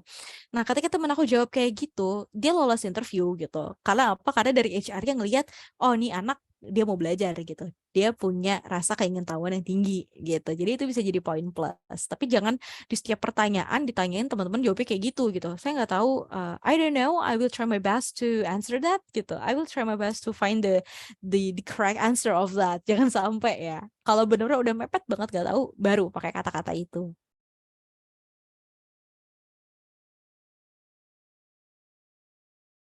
Oke, terima kasih, Kak. That's answering my question. Oke. Mungkin untuk teman-teman yang lain yang ada pertanyaan, boleh dipersilahkan ataupun ada volunteer untuk kita role play, dipersilahkan juga. Iya, bisa raise hand atau kalau misalnya aku tunjuk gimana nih? That's a great idea, Kak. Boleh. Oke, kalau ditunjuk berarti harus siap-siap sih semuanya. Aku mau coba nunjuk. Oh ya, by the way nanti satu orang mungkin aku kasih satu pertanyaan aja. Kalau misalnya aku kasih 2 sampai 3 pertanyaan takutnya, ini banyak banget pertanyaannya gitu. Aku mau coba dulu dari, Ima. Halo Ima, bisa on cam dan open mic. Halo Ima.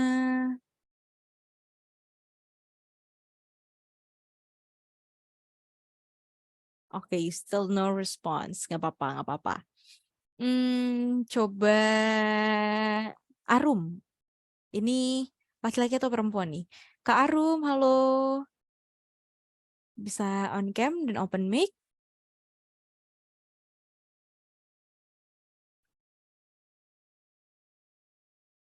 Halo. Nggak ada ya. Oke. Bisa di kolom komentar. Yuk, siapa nih yang mau coba atau mau punya pertanyaan atau adminnya jangan-jangan punya pertanyaan nih dari tadi nih ya.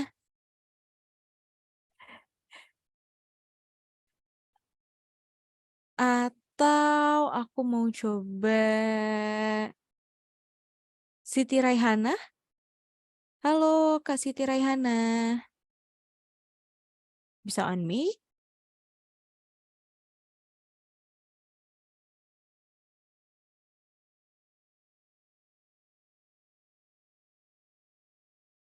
Atau mungkin ada yang mau nanya, boleh deh nanyanya misalnya interview tips atau misalnya tips belajar bahasa Inggris, boleh.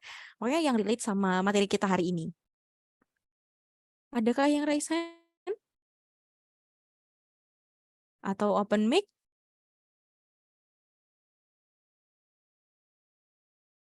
Oke, ada nih, ada dari Kak Fikri. Halo Kak Fikri. Halo, halo Farah. Iya, suaranya kayak agak jauh, jadi kecil Halo, sekarang gimana? volumenya. Oke, kalau sekarang gimana suaranya? Apakah sudah jelas? Oke, Oke, aman-aman terima sudah kasih. jelas. Jadi gimana Kak Fikri?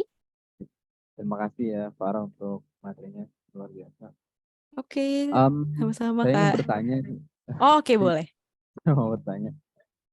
Kadang kita kan ada suatu hal yang itu bersifat mendadak tadi agak nyerempet juga, tapi mungkin lebih kepada kayak impromptu gitu. Mm-mm. Nah, apa ya tipsnya biar kita tuh bisa bicara walaupun kurang tepat atau gimana, tapi yang penting kita bisa bicara lah, bisa ngomong gitu ya kayak gitu. Nah, biar kita nggak terlalu ngeblank banget atau mungkin kita bisa tidaknya bisa show lah gitu. Misalnya kita lagi di sebuah event, terus ada impromptu, terus kita coba walaupun kita nggak ada materi, nggak ada apa dan seterusnya, nah kita mau beraniin diri buat bicara. Itu apa sih tipsnya biar kita bisa bicara gitu ya, biar nggak terlalu ngeblank dan juga biar tetap percaya diri. Itu Oke. aja sih.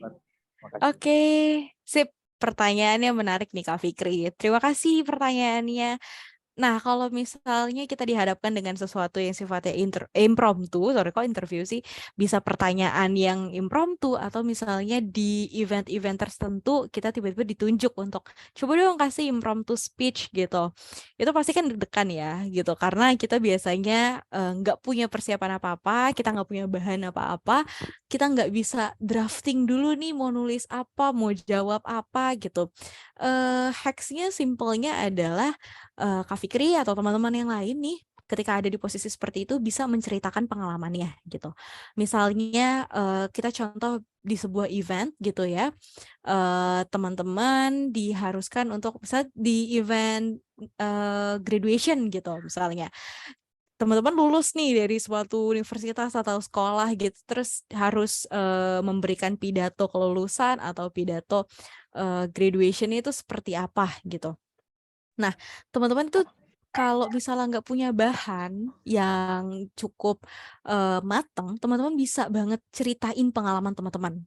Bisa, ya, contohnya ya kayak tadi gitu, misalnya di acara graduation, teman-teman ceritain aja pengalaman-pengalaman baik di sekolah atau di universitas, apa yang teman-teman dapatkan selama proses pembelajaran itu kayak gimana sih, pengalaman positifnya, atau mungkin cerita-cerita lucu yang berkesan di hati teman-teman gitu, itu kita bisa ceritakan pengalaman kita. Dan itu juga berlaku ketika kita sedang ada di dalam interview, tiba-tiba ditanyakan pertanyaan.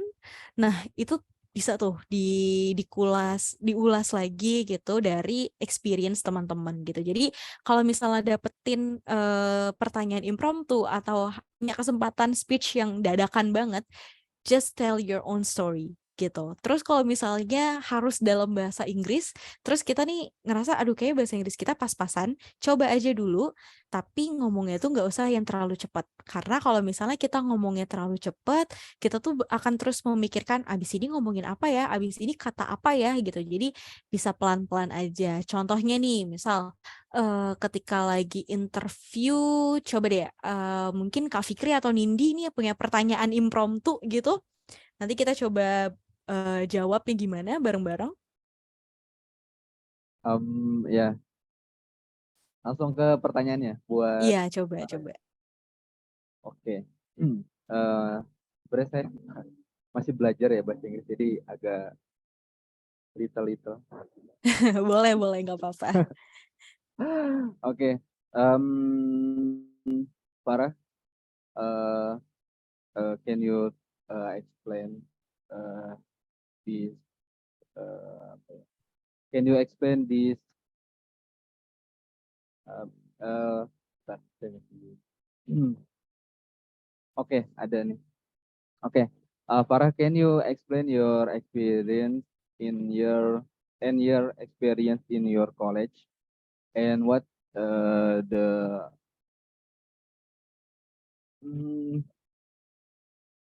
ya just itu aja.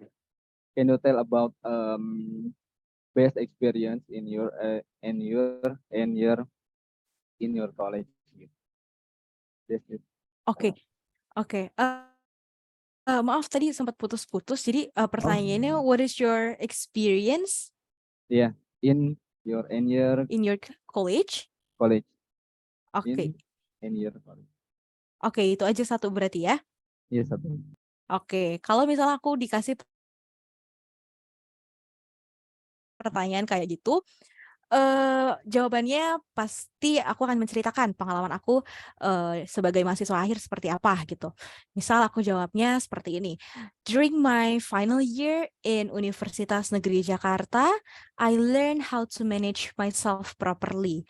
This includes my experience in finishing my thesis proposal, misalnya seperti itu. And also I try to manage myself while keep working on several schools as English club tutor gitu. Jadi aku menceritakan itu secara pelan-pelan, secara terstruktur, hati-hati juga ngomongnya.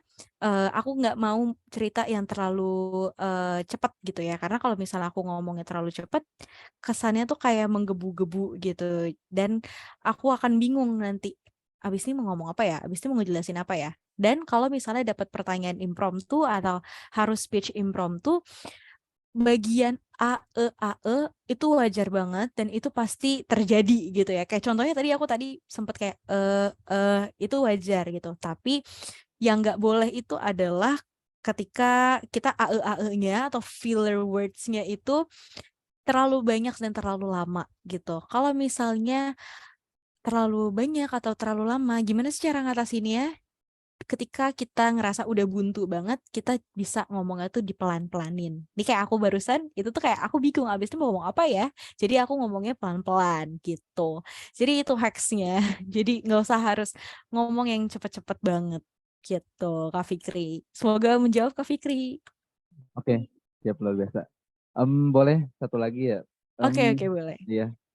Sebenarnya saya dulu pernah ikut semacam klub Inggris gitu, tapi kan udah lama banget ya. Itu di tahun 2020-an. 2019-2020. Jadi ketika itu saya pernah merasakan di mana posisinya ditunjuk oleh MC atau Master of Ceremony untuk bisa maju ke depan gitu. Nah, ketika itu aduh malu banget karena yang pertama saya nggak mau ngasih topiknya, bahkan saya dengar dia bicara tuh kayak ngangong-ngangong gitu. Ini ngomong apa sih? Karena cepet banget bahasa Inggrisnya kayak gitu. Nah, tapi setelah itu saya belajar kalau misalnya tadi ya bener ya. Jadi semua itu sebenarnya ya udah pelan-pelan aja dulu kita coba rangkai gitu kata-katanya, terus coba buat percaya diri dulu gitu ya buat bisa menyampaikan gitu. Nah, kalau satu lagi nih, ini masih tersambung kan ya, nggak putus-putus ya. Oke, aman. Oke, satu lagi ini pertanyaannya adalah in my hand nggak kelihatan ya. Yes, handphone. Can you to explain the function or the function this object or this handphone. Time is your Oh, Hmm, oke, jadi ini challenge ya untuk challenge. mendeskripsikan barang gitu ya. Oke, tadi ada handphone di tangannya. Gimana cara aku mendeskripsikannya? Nah, kalau misalnya POV-nya adalah teman-teman juga mendapatkan kesempatan yang sama seperti aku gitu untuk Yes, mendeskripsikan sesuatu hal, kita benar-benar secara impromptu, kita nggak tahu itu apa gitu, atau misalnya gimana sih cara ngomongnya gitu. yes. Simpelnya adalah tadi kan dikasih lihat handphone gitu ya. Nah, handphone itu kita cari yang umum-umum dari handphone gitu. Handphone itu adalah alat komunikasi yang yang bisa digunakan untuk saling bertukar pesan, misalnya seperti itu. Kita coba rangkai itu secara pelan-pelan. Kalau misalnya aku dihadapkan dengan pertanyaan yang Kak Fikri tadi gitu, aku akan jawab seperti ini. In Kak Fikri's hand, there is a phone. Phone is one of our communication tools that we used it as a daily tools.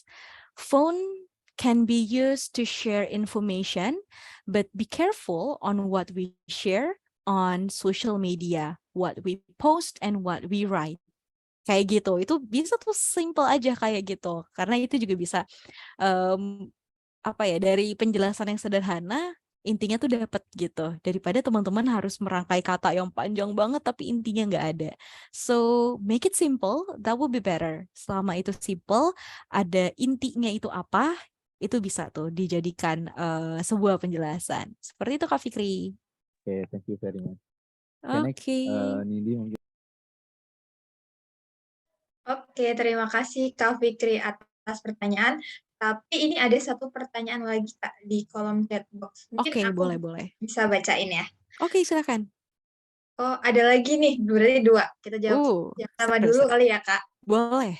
Kalau latihan interview via LinkedIn, itu ngebantu nggak ya? Maksudnya relate sama pertanyaan-pertanyaan rata-rata HRD. HR. Oke. Pertama, aku mau berterima kasih dulu untuk kakak admin yang sudah mempertanyakan ini ya. Pertanyaannya bagus banget, aku apresiasi. Nah, untuk latihan interview via LinkedIn, ini aku masih bingung nih, apakah latihan interviewnya itu secara virtual conference seperti ini atau lewat postingan-postingan yang ada di LinkedIn gitu ya. Itu yang aku pikirkan ada dua gitu ya. Apakah latihan langsung seperti ini, tapi dengan orang via LinkedIn, atau kita baca postingan orang tentang how to solve this kind of questions gitu. Kadang suka ada tuh di timeline LinkedIn kita gitu. Kalau menurut aku itu sangat ngebantu karena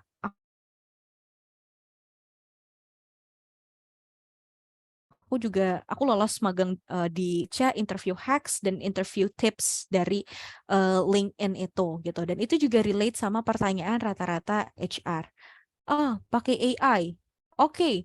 Kalau AI itu kan yang aku lihat kayaknya mereka tuh ngambil database-nya dari apa yang tersebar di internet. Dan kadang HR juga pertanyaan-pertanyaannya ya pertanyaan-pertanyaan yang common gitu untuk perusahaan-perusahaan. Teman-teman kalau mau tahu lebih jelas lagi tiap perusahaan nanyain apa-apa, bisa cek ke ini nih. Bisa cek ke website Glassdoor karena di situ suka banget di-spill nih di perusahaan A yang ditanyain tuh ini. Nah, nanti teman-teman bisa membekali diri dengan jawaban-jawaban seperti itu.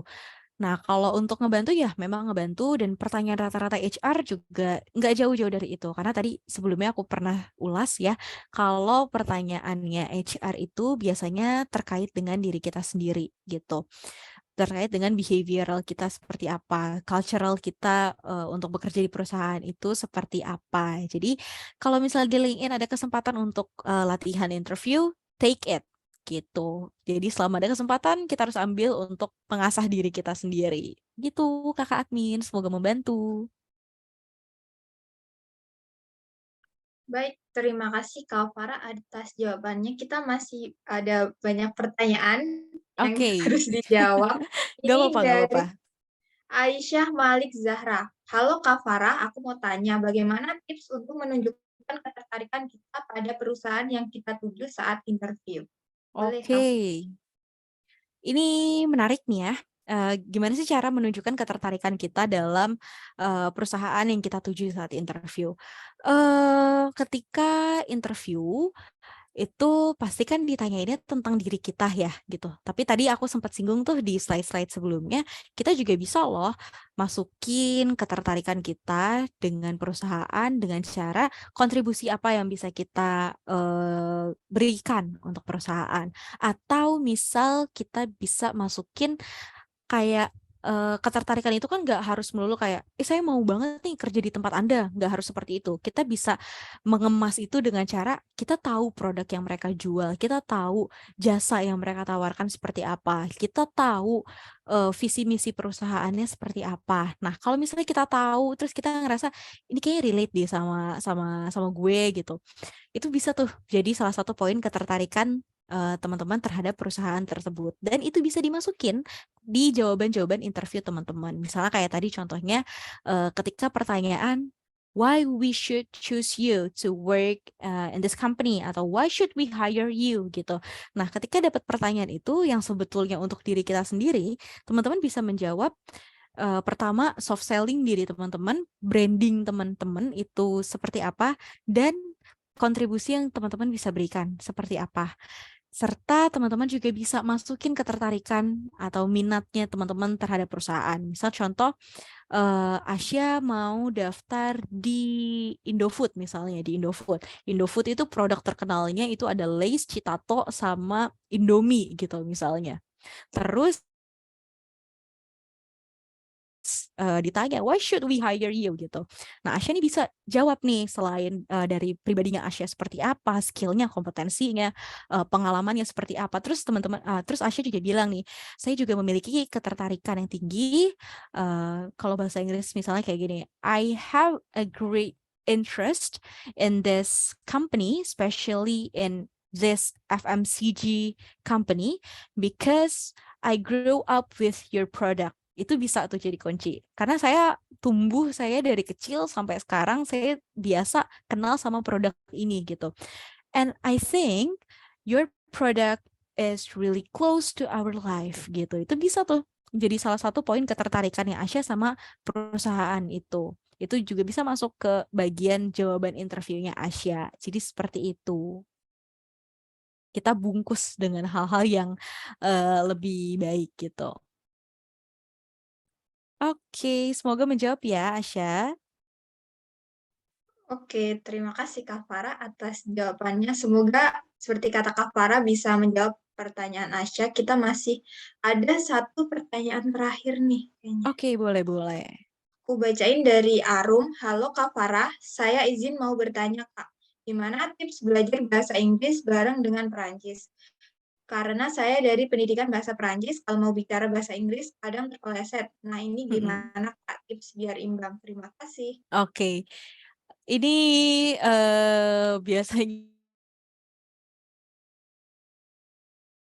problem yang sering dihadapkan oleh teman-teman multilingual atau bilingual gitu. Tapi kalau case-nya Arum kayaknya udah 3 bahasa nih. Bahasa Indonesia, bahasa Inggris, sama bahasa Perancis yang mau dipelajarin. Jujur aku pun yang belajar bahasa Inggris aja, ketika harus switch ke bahasa Inggris, bahasa Indonesia, itu sering banget kepleset gitu. Dan itu wajar, itu masih bagian dari proses belajar kita. Nah, ditambah lagi, kalau yang aku lihat dari struktur bahasanya, aku pernah belajar sedikit-sedikit bahasa Jerman, bahasa Inggris itu aku pernah ngeliat sekilas gitu strukturnya, dan bahasa Perancis itu memang bahasa Perancis ini berbeda, strukturnya tuh cukup jauh lah dari bahasa Inggris gitu. Kalau bahasa Jerman sama bahasa Inggris kita masih ngeliat ada beberapa yang mirip gitu. Tapi masuk ke bahasa Perancis ini udah beda banget. Nah, kalau mau belajar bahasa Inggris atau mau bicara bahasa Inggris, nggak apa-apa sih kalau misalnya ada kepleset-keplesetnya, itu namanya slip tongue, itu wajar banget. Yang terpenting adalah Arum ini masih bisa menyampaikan pesan yang intinya tuh sampai gitu. Jadi kalau misalnya ada kepleset-kepleset dikit nggak apa-apa. Apalagi kalau dari language production-nya itu kan beda banget ya. Kalau misalnya Perancis itu dia lebih banyak pakai nasal voice, pakai hidung gitu ya. Bonjour, oi, kayak gitu-gitu. aku gak bisa banyak-banyak bahasa Prancis, tapi yang aku tahu kayak gitu, mostly mainnya di hidung. Ketika kita belajar pakai bahasa Inggris itu mostly kita pakai mulut gitu, untuk pronunciation-nya. Kalau belajar di fonetik fonologi banyak main di mulut gitu. Nah, karena udah berbeda, tipsnya adalah harus sering-sering latihan gitu dan coba konsisten. Misalnya lagi mau ngomong pakai bahasa Inggris, coba dulu dari dalam jangka waktu yang singkat gitu.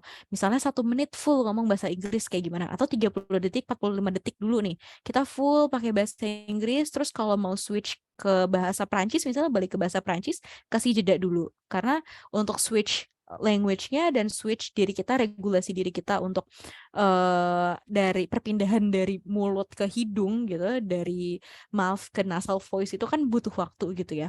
Harus adaptasi lagi. Nah, itu diberikan waktu, diberikan jeda gitu. Baru latihan lagi gitu. Jadi kuncinya adalah di latihan seperti itu. Semoga menjawab, Arum. Oke, terima kasih Kak Farah atas jawabannya. Semoga menjawab pertanyaan Arum. Tapi sepertinya kita masih ada satu pertanyaan lagi. Boleh, nggak apa-apa. Dari aku bacain ya Kak. Jadi dari Siti Raihana Kak Farah, aku mau tanya, mau nggak bisa on mic. Kalau kita mau interview pakai bahasa Inggris, tapi bahasa Inggrisnya yang kita bisa adalah bahasa Inggris yang daily atau informal, apa nggak apa-apa, apa gimana ya Kak? Terima kasih. Oke. Ini based on my experience juga ya, karena aku pernah mengalami, tapi di sini posisinya waktu itu ada interview di ajang duta aku, ada salah satu interview pakai bahasa Inggris gitu. Tapi bukan aku yang sedang diinterview atau bukan aku yang sedang menginterview gitu ya. Tapi aku sebagai observer, aku lagi jadi pengamat gitu ketika proses interview itu berlangsung. Aku mengamati beberapa kandidat, ada juga yang bahasa Inggrisnya memang dia sedang belajar dan dia tuh bisanya yang daily sama informal gitu. Dan pas aku selesai interview itu, selesai sesi interview, interviewernya ngobrol-ngobrol sama aku, sebenarnya nggak apa-apa juga kalau misalnya kita menggunakan bahasa Inggris yang daily, itu nggak apa-apa, yang informal juga nggak apa-apa. Tapi yang harus diperhatikan adalah expressions-nya gitu, karena ada bahasa Inggris yang daily atau yang informal, tapi bener-bener informal banget yang khusus untuk ngobrol daily conversation. Nah, itu harus bisa diperhatikan gitu. Misalnya kayak gonna, gotta, have to gitu. Itu kan hitungannya slang words gitu ya. Teman-teman bisa cari slang words dalam bahasa Inggris itu apa aja. Misalnya kalau ngomong literally sekali 2 kali sih masih oke gitu. Tapi kalau udah keseringan itu bisa jadi semacam warning juga dari rekruternya atau dari interviewernya gitu. Kalau masih belajar sih nggak apa-apa, cuma diperhatikan lagi untuk pemilihan katanya gitu. Lebih baik kita pakai kata-kata yang sederhana aja daripada kita menggunakan slang words. Itu nggak boleh banget tuh kalau udah pakai slang words gitu. Karena itu bisa nggak menjatuhkan juga sih, tapi sedikit menurunkan level kesiapan kita dalam menggunakan bahasa gitu. Kalau untuk konteksnya formal, ya sebisa mungkin kita coba formal gitu. Kalau belum bisa 100% kita berkomunikasi dengan formal English, kita coba sedikit-sedikit atau mengurangi porsi informal English-nya gitu. Nah, pasti untuk belajar formal English itu kita punya sources yang banyak gitu. Kalau aku belajar formal English itu selain dari tempat kuliahku yang emang mengharuskan pakai bahasa Inggris, walaupun dosennya dosen orang Indonesia, aku belajar juga expressionsnya itu dari Pinterest. Itu kadang suka ada tuh postingan-postingannya gitu kan. Kalau instead of using this, say this gitu. Terus di YouTube juga itu banyak gitu. Kalau di TikTok kan yang English-nya tuh yang aku sering lihat ya daily English gitu, lebih ke informal English untuk conversation sehari-hari gitu. Tapi kalau untuk yang formal, aku belajar bertahap gitu. Mungkin aku nggak bisa langsung plek ngomong formal English for the entire time gitu. Tapi kita pelan-pelan coba dulu gitu. Sama kayak tadi saranku untuk Arup, kita belajarnya perlahan gitu. Coba dulu pakai informal English untuk menghadapi 1-2 pertanyaan gitu. Terus nanti kalau misalnya udah dirasa udah, oh ternyata bisa nih gue ngomong pakai informal English gitu. Coba tambah questions-nya gitu. Jadi 3 pertanyaan. Bisa nggak sih gue meminimalisir penggunaan informal English-nya atau daily English-nya gitu. Kita coba konsisten dulu nih ngomong pakai formal English seperti apa gitu. Karena masih belajar, masih dimaklumi, tapi nggak apa-apa, semangat belajarnya dan resources belajar bahasa Inggris itu sebenarnya ada dari banyak sumber gitu. So, that's all Siti Raihana. Semoga bisa membantu.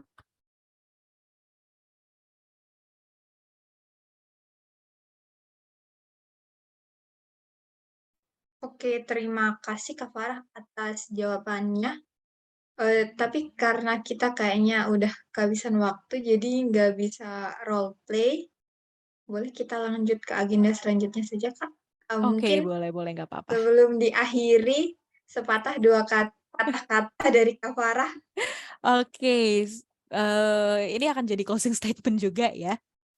Nah, sebelum masuk closing statement, aku mau mengucapkan terima kasih, aku mau mengapresiasi teman-teman atas kesediaan waktunya pada siang hari ini sampai menjelang sore ini ya, yang sudah meluangkan waktu untuk belajar sama-sama. Kalau misalnya punya pertanyaan lebih lanjut atau mau connect sama aku di LinkedIn, itu ada LinkedIn-nya dan ada Instagram-nya. Kalau mau tanya-tanya lebih lanjut soal bahasa Inggris, itu bisa ke sana gitu ya.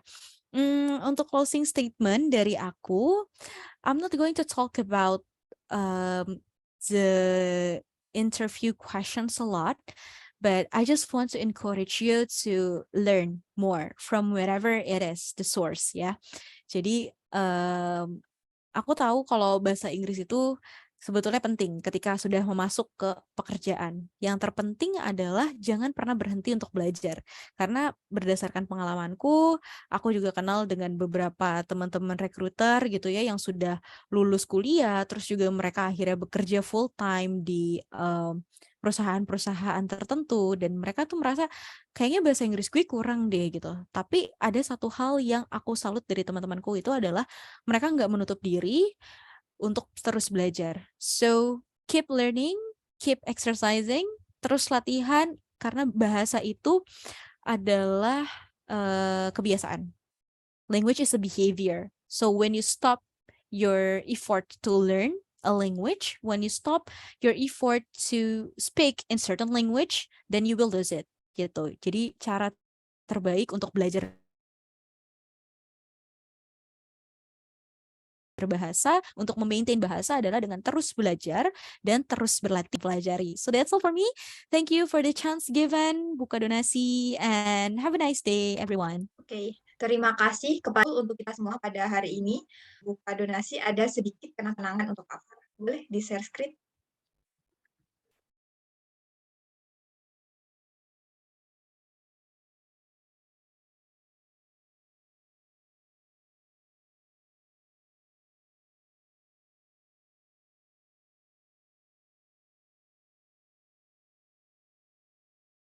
Jadi ini ada sedikit kenang-kenangan dari kami buka donasi, yaitu sertifikat sebagai pembicara dalam acara kami untuk Kak Farah. Oke.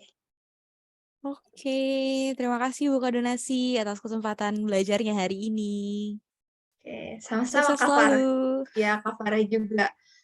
Baik, sekarang kita beralih ke agenda selanjutnya. Kita akan memasuki agenda sesi foto bersama. Dimohon kepada para hadirin untuk menyalakan fitur kamera di dalam ruang Zoom meeting ini.